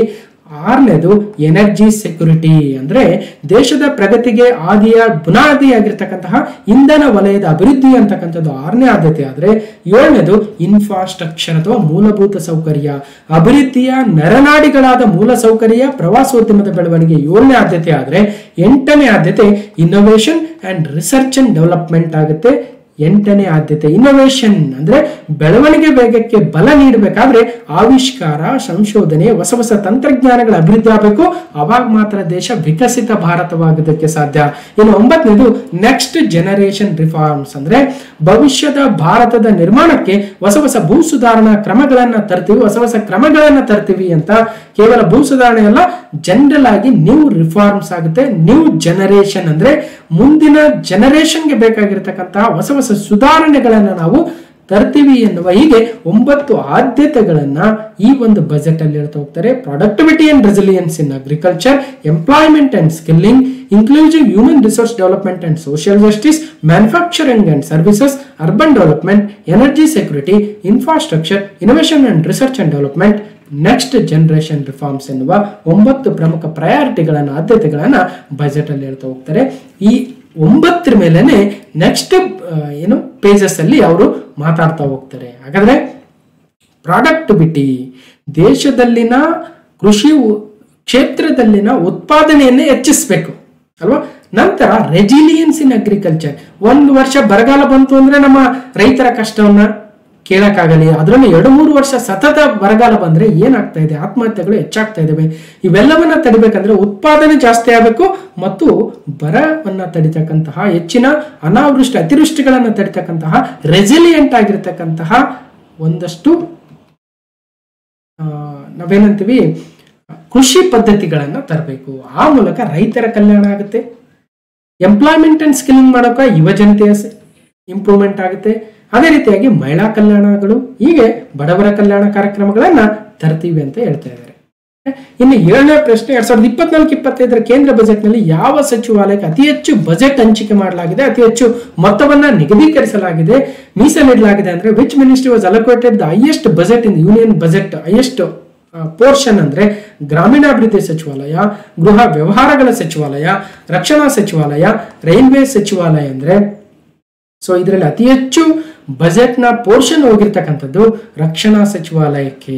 ಎಷ್ಟು ಕೋಟಿ ಅಂದ್ರೆ ಒಟ್ಟಾರೆಯಾಗಿ 48.21 ಲಕ್ಷ ಕೋಟಿಗಳಲ್ಲಿ ಡಿಫೆನ್ಸ್ ಅಥವಾ ರಕ್ಷಣಾ ಮಂತ್ರಾಲಯಕ್ಕೆ 4,54,773 ಕೋಟಿ ರೂಪಾಯಿಗಳನ್ನ ಮೀಸಲಿರಿಸಲಾಗಿದೆ ರಕ್ಷಣಾ ಇಲಾಖೆಗೆ ಅಥವಾ ರಕ್ಷಣಾ ಮಿನಿಸ್ಟ್ರಿಗೆ ಅಥವಾ ಡಿಫೆನ್ಸ್ ಮಿನಿಸ್ಟ್ರಿಗೆ. 2ನೇ ಸ್ಥಾನದಲ್ಲಿ ರೂರಲ್ ಡೆವಲಪ್ಮೆಂಟ್ ಬರುತ್ತೆ, ಅಂದ್ರೆ ನಮ್ಮ ಗ್ರಾಮೀಣಾಭಿವೃದ್ಧಿ ಕ್ಷೇತ್ರ. ಗ್ರಾಮೀಣಾಭಿವೃದ್ಧಿ ಕ್ಷೇತ್ರ ಅಂದ್ರೆ ಅಲ್ಲಿ ಬಡವರು ಬರ್ತಾರೆ, ಯುವ ಜನತೆ ಬರುತ್ತೆ ಮತ್ತು ರೈತರು ಕೂಡ ಬರ್ತಾರೆ. 2,65,000 ಕೋಟಿ ರೂಪಾಯಿಗಳು. 3ನೇದು ಅಗ್ರಿಕಲ್ಚರ್ ಅಂಡ್ ಅಲೈಡ್ ಆಕ್ಟಿವಿಟೀಸ್ ಅಂತ ಕರಿತೀವಿ. ಪ್ರಮುಖವಾಗಿ ಕೃಷಿ ಮತ್ತು ಅದರ ಸಂಬಂಧಿತ ವಲಯಗಳಿಗೆ 1.5 ಲಕ್ಷ ಕೋಟಿ ರೂಪಾಯಿಗಳು. ಹೋಮ್ ಅಫೇರ್ಸ್ ಅಂದ್ರೆ ಗೃಹ ಮಂತ್ರಾಲಯಕ್ಕೆ 1.5 ಲಕ್ಷ ಕೋಟಿ ರೂಪಾಯಿಗಳು. Education 1.25 lakh crores, IT and Telecom 1.16 lakh crores, health ಅಂದ್ರೆ ಆರೋಗ್ಯಕ್ಕೆ 89,000 ಕೋಟಿ ರೂಪಾಯಿಗಳು, ಎನರ್ಜಿ, ಸೋಷಿಯಲ್ ವೆಲ್ಫೇರ್, ಹೀಗೆ ಯಾವ ಒಂದು ಮಿನಿಸ್ಟ್ರಿಗೆ ಹೆಚ್ಚಿನ ಅನುದಾನ ಅಂದ್ರೆ ಅಟ್ಲೀಸ್ಟ್ ಒಂದು 2-3 ನೆನಪಿಡಬೇಕು. Defence, rural development, agricultural activities. ಜೊತೆಗೆ ಒಂದೊಂದ್ಸಲ ಕೇಳಿಬಿಡ್ತಾರೆ ಶಿಕ್ಷಣಕ್ಕೆ ಎಷ್ಟು ನೀಡಿದ್ದಾರೆ ಈ ಬಜೆಟ್ ಅಲ್ಲಿ ಅಂತ. ಸೊ 1,25,638 ಕೋಟಿ ರೂಪಾಯಿಗಳನ್ನ ನೆನಪಿಡಬೇಕು. ಹೀಗೆ ರಕ್ಷಣೆ, ಗ್ರಾಮೀಣಾಭಿವೃದ್ಧಿ, ಕೃಷಿ, ಶಿಕ್ಷಣ, ಆರೋಗ್ಯ, IT, ಟೆಲಿಕಾಂ, ಸಮಾಜ ಕಲ್ಯಾಣಗಳು ಮುಂಚೂಣಿಯಲ್ಲಿದ್ದಾವೆ ಅಲೋಕೇಶನ್, ಬಜೆಟ್ ಅಲೋಕೇಶನ್ ಅಂತ ಬಂದಾಗ. ಓಕೆ, ನೋಡ್ಬೋದು ರಕ್ಷಣಾ ಇಲಾಖೆಗೆ ಮಾಡಲಾಗಿರ್ತಕ್ಕಂಥ ಅನುದಾನ ಇಲ್ಲಿ ಕೊಟ್ಟಿರ್ತಕ್ಕಂಥದ್ದು 4.5 ಲಕ್ಷ ಕೋಟಿ. ಬಟ್ ಇನ್ನಷ್ಟು ಬೇರೆ ಬೇರೆ ವಿಚಾರಗಳಂತ ಬಂದಾಗ ಒಟ್ಟಾರೆಯಾಗಿ ಸಾಕಷ್ಟು ಅನುದಾನವನ್ನು ರಕ್ಷಣಾ ಇಲಾಖೆಗೆ ನೀಡಲಾಗಿದೆ. ಓಕೆ, ಇನ್ನು 8ನೇ ಪ್ರಶ್ನೆ 2024ರ ಕೇಂದ್ರ ಬಜೆಟ್ ಪ್ರಕಾರ ಕೆಳಗಿನ ಹೇಳಿಕೆಗಳನ್ನು ಪರಿಗಣಿಸಿ. So according to the Union Budget 2024 July, consider the following statements. First one, total receipts and the total expenditure are estimated at rupees 48.20 lakh crore ಅಥವಾ 21 lakh crore ಅನ್ಬೋದು. ಒಟ್ಟು ಸ್ವೀಕೃತಿಗಳು ಮತ್ತು ಒಟ್ಟು ವೆಚ್ಚಗಳು 48.21 ಲಕ್ಷ ಕೋಟಿ ರೂಪಾಯಿಗಳಷ್ಟು ಎಂದು ಅಂದಾಜಿಸಲಾಗಿದೆ, ಸರಿನಾ? ಎರಡನೇ ಹೇಳಿಕೆ, the tax receipts are estimated at rupees 25.83 lakh crore ಅಂದ್ರೆ ಒಟ್ಟು ತೆರಿಗೆ ಸ್ವೀಕೃತಿಗಳು 25.83 ಲಕ್ಷ ಕೋಟಿ ರೂಪಾಯಿಗಳು ಎಂದು ಅಂದಾಜಿಸಲಾಗಿದೆ. ಅಂದ್ರೆ 2024-25 ಹಣಕಾಸು ವರ್ಷದಲ್ಲಿ ಪರಿಷ್ಕೃತ ಬಜೆಟ್ ಅಂದಾಜುಗಳಿಗೆ ಸಂಬಂಧಿಸಿದಂತೆ ಮೇಲಿನ ಯಾವ ಹೇಳಿಕೆಗಳು ಸರಿಯಾಗಿದ್ದಾವೆ ಅಥವಾ ಈ ಬಜೆಟ್ ಅಲ್ಲಿ ಯಾವ ಹೇಳಿಕೆಗಳು ಸರಿಯಾಗಿದ್ದಾವೆ ಅಂದ್ರೆ ಒಂದು ಸರಿ, ಎರಡು ಮಾತ್ರ ಸರಿ, ಎರಡೂ ಸರಿ, ಎರಡೂ ಅಲ್ಲ ಅಂದ್ರೆ ಎರಡೂ ಹೇಳಿಕೆಗಳು ಕೂಡ ಸರಿಯಾಗಿದ್ದಾವೆ. ಅಂದ್ರೆ ಒಟ್ಟು ಸ್ವೀಕೃತಿ ಒಟ್ಟು ವೆಚ್ಚ 48.21 ಲಕ್ಷ ಕೋಟಿ ಸರಿಯಾಗಿದೆ ಮತ್ತು ಟ್ಯಾಕ್ಸ್ ರೆವೆನ್ಯೂ ಅಂದ್ರೆ 25.83 ಲಕ್ಷ ಕೋಟಿ ರೂಪಾಯಿಗಳ ಟ್ಯಾಕ್ಸ್ ರೆವೆನ್ಯೂ ಇದೆ.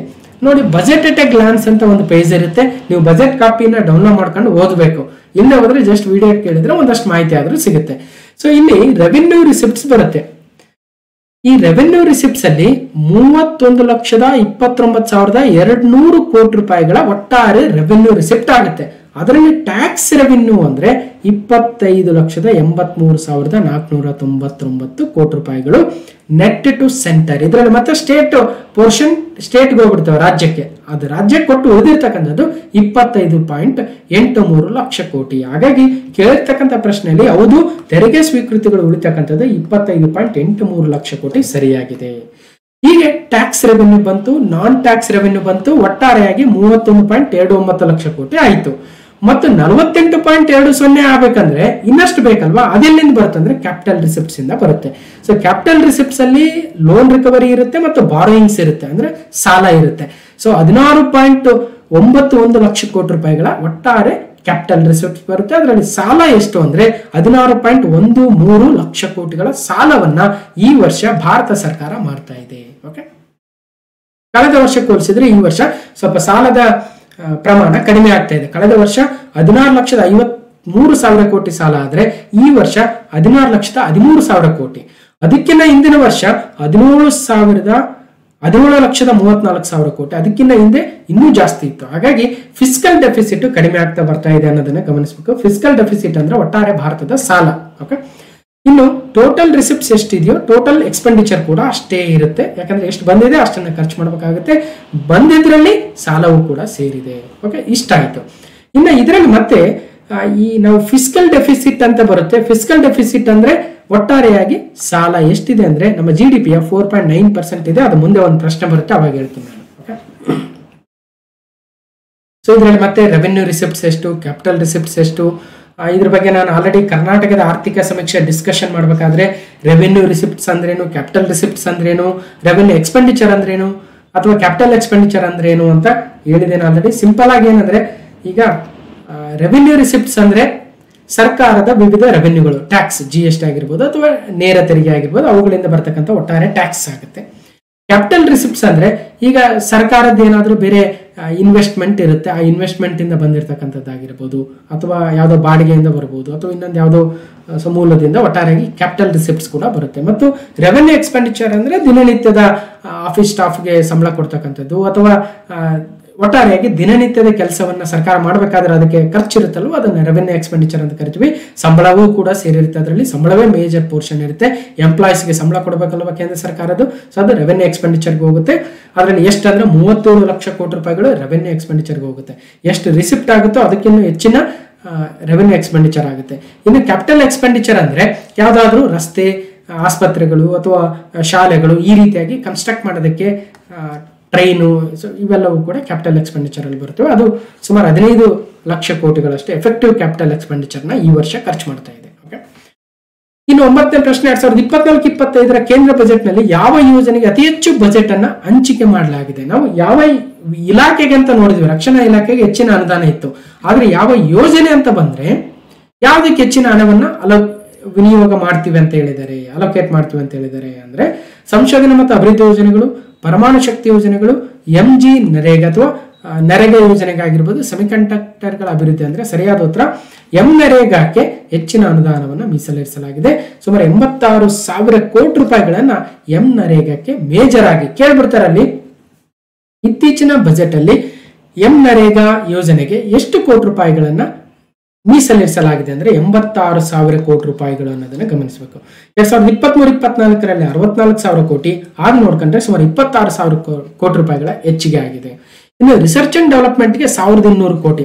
ಭಾರತದಂತಹ ಅತಿ ದೊಡ್ಡ ದೇಶದಲ್ಲಿ 1,200 ಕೋಟಿ ಕೇವಲ ರಿಸರ್ಚ್ಗೆ ಕೊಡ್ತಕ್ಕಂಥದ್ದು ಬಹಳ ಕಡಿಮೆ ಅನ್ಸುತ್ತೆ ಮೋಸ್ಟ್ಲಿ.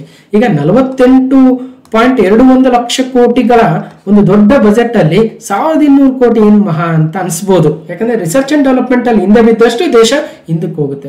ನಾವು ವಿಕಸಿತ ಭಾರತ ಆಗ್ಬೇಕಂದ್ರೆ ಒಂದ್ ಕಡೆ ರೈತರು, ಬಡವರು ಅಥವಾ ನಮ್ಮ ಮಹಿಳೆಯರು, ಯುವಜನಾಂಗವನ್ನ ಮೇಲೆ ತರ್ತಾ ರಿಸರ್ಚ್ ಅಂಡ್ ಡೆವಲಪ್ಮೆಂಟ್ ಬಗ್ಗೆ ಕೂಡ ದೇಶದಲ್ಲಿ ಹೆಚ್ಚಿನ ಒಂದು ಗಮನವನ್ನು ಹರಿಸಬೇಕಾಗುತ್ತೆ. ಮುಂದಿನ ದಿನಗಳಲ್ಲಿ ಮಾಡಲಿ ಅಂತ ಆಶಿಸ್ತಾ ನ್ಯೂಕ್ಲಿಯರ್ ಪವರ್ ಪ್ರಾಜೆಕ್ಟ್ಸ್ಗೆ 2,728 ಕೋಟಿ ರೂಪಾಯಿಗಳು, ಫಾರ್ಮಸ್ಯೂಟಿಕಲ್ ಇಂಡಸ್ಟ್ರಿಗೆ ಒಂದಷ್ಟು ಕೊಟ್ಟಿದ್ದಾರೆ. ಅದೇ ರೀತಿಯಾಗಿ ಬೇರೆ ಬೇರೆ ಯೋಜನೆಗಳಿಗೆ ಬೇರೆ ಬೇರೆದಿದೆ. ಮೇ ಬಿ ಕೇಳ್ತಕ್ಕಂಥದ್ದು ಇಂಪಾರ್ಟೆಂಟ್ ಅಂದ್ರೆ ನರೇಗಾ ಸ್ಕೀಮ್ಗೆ ಎಷ್ಟು, ರಿಸರ್ಚ್ ಡೆವಲಪ್ಮೆಂಟ್ಗೆ ಎಷ್ಟು, ಈ ರೀತಿಯಾಗಿ ಕೇಳ್ತಾರೆ. ಇನ್ನು ಕ್ವಶನ್ ನಂಬರ್ 10, ಕೇಂದ್ರ ಸರ್ಕಾರದ ಆದಾಯದಲ್ಲಿ ಅತಿ ಹೆಚ್ಚು ಪಾಲು ಯಾವುದರಿಂದ ಬರುತ್ತದೆ? Which of the following sector contributes the highest share to the central government income? ಈಗ ನಿಮ್ಮದೇ ಆಗಿರ್ತಕ್ಕಂಥ ಇನ್ಕಮ್ ಅಂತ ಬಂದಾಗ ಒಬ್ಬ ವ್ಯಕ್ತಿಗೆ ಸ್ಯಾಲರಿಯೇ ಅತಿ ದೊಡ್ಡ ಇನ್ಕಮ್ ಮೂಲವಾಗಿರುತ್ತೆ.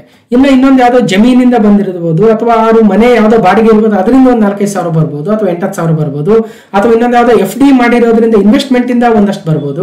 ಆದ್ರೆ ಮೇಜರ್ ಪೋರ್ಷನ್ ಯಾವುದರಿಂದ ಬರುತ್ತೆ? ಅದೇ ರೀತಿಯಾಗಿ ಸರ್ಕಾರಕ್ಕೆ 48 ಲಕ್ಷ ಕೋಟಿ ರೂಪಾಯಿಗಳು ಬರುತ್ತೆ ಅಂದ್ರೆ ರಿಸಿಪ್ಟ್ಸ್, ಅದರಲ್ಲಿ ಯಾವುದರಿಂದ ಹೆಚ್ಚಿನ ಪಾಲು ಬರುತ್ತೆ? ಕಾರ್ಪೊರೇಷನ್ ತೆರಿಗೆನ, ಸರಕು ಮತ್ತು ಸೇವಾ ತೆರಿಗೆನ, ಸಾಲಗಳ, ಆದಾಯ ತೆರಿಗೆನ ಅಂದ್ರೆ ಇನ್ಕಮ್ ಟ್ಯಾಕ್ಸ್ ಅಲ್ಲ, ಇಲ್ಲಿ ಕೊಟ್ಟಿರ್ತಾರೆ ಟ್ಯಾಕ್ಸ್ ಅಂತ ಬಂದಾಗ ಇನ್ಕಮ್ ಟ್ಯಾಕ್ಸ್ ಕರೆಕ್ಟ್. ಬಟ್ ಒಟ್ಟಾರೆಯಾಗಿ ಎಲ್ಲಿಂದ ಹೆಚ್ಚಿನ ಪ್ರಮಾಣ ಅಂದ್ರೆ, ಈಗ ಒಬ್ಬ ವ್ಯಕ್ತಿ ಇರ್ತಾನೆ, ಆ ವ್ಯಕ್ತಿ ಒಂದು ವರ್ಷದಲ್ಲಿ ಆತನ ಬಜೆಟ್ ಸುಮಾರು 10 ಲಕ್ಷ ಅನ್ಕೊಳ್ಳೋಣ, 10 ಲಕ್ಷ ರೂಪಾಯಿ ಟೋಟಲ್ ಆತನ ಬಜೆಟ್. ಆ 10 ಲಕ್ಷ ರೂಪಾಯಿದಲ್ಲಿ ಆತ ಒಂದು 3 ಲಕ್ಷ ಆತನ ಸಂಬಳ, ಇನ್ನ ಒಂದು 7 ಲಕ್ಷ ಬೇಡ 6 ಲಕ್ಷ ಆತಂದು ಸಾಲದಿಂದ ಬರುತ್ತೆ. ಅಂದ್ರೆ ಮ್ಯಾಕ್ಸಿಮಮ್ ಯಾವ್ದ್ರಿಂದ ಬಂತು? ಸಾಲದಿಂದನೇ ಬಂತು. ಸೊ ನಮ್ಮ ಭಾರತಕ್ಕೂ ಕೂಡ ಹೆಚ್ಚಿನ ಪ್ರಮಾಣದ ಎಲ್ಲಿಂದ ಬರುತ್ತೆ ಅಂದ್ರೆ ಸಾಲದಿಂದನೇ ಬರುತ್ತೆ. ನಾವು ಸಾಲ ತರ್ತೀವಲ್ವಾ, ಅದೇ ನಮ್ಗೆ ಹೆಚ್ಚಿನ ಹಣ ಬರ್ತಕ್ಕಂಥದ್ದು, ಅದಕ್ಕೆ ಹೆಚ್ಚಿನ ಬಡ್ಡಿ ಕೂಡ ಕೊಡ್ತೀವಿ.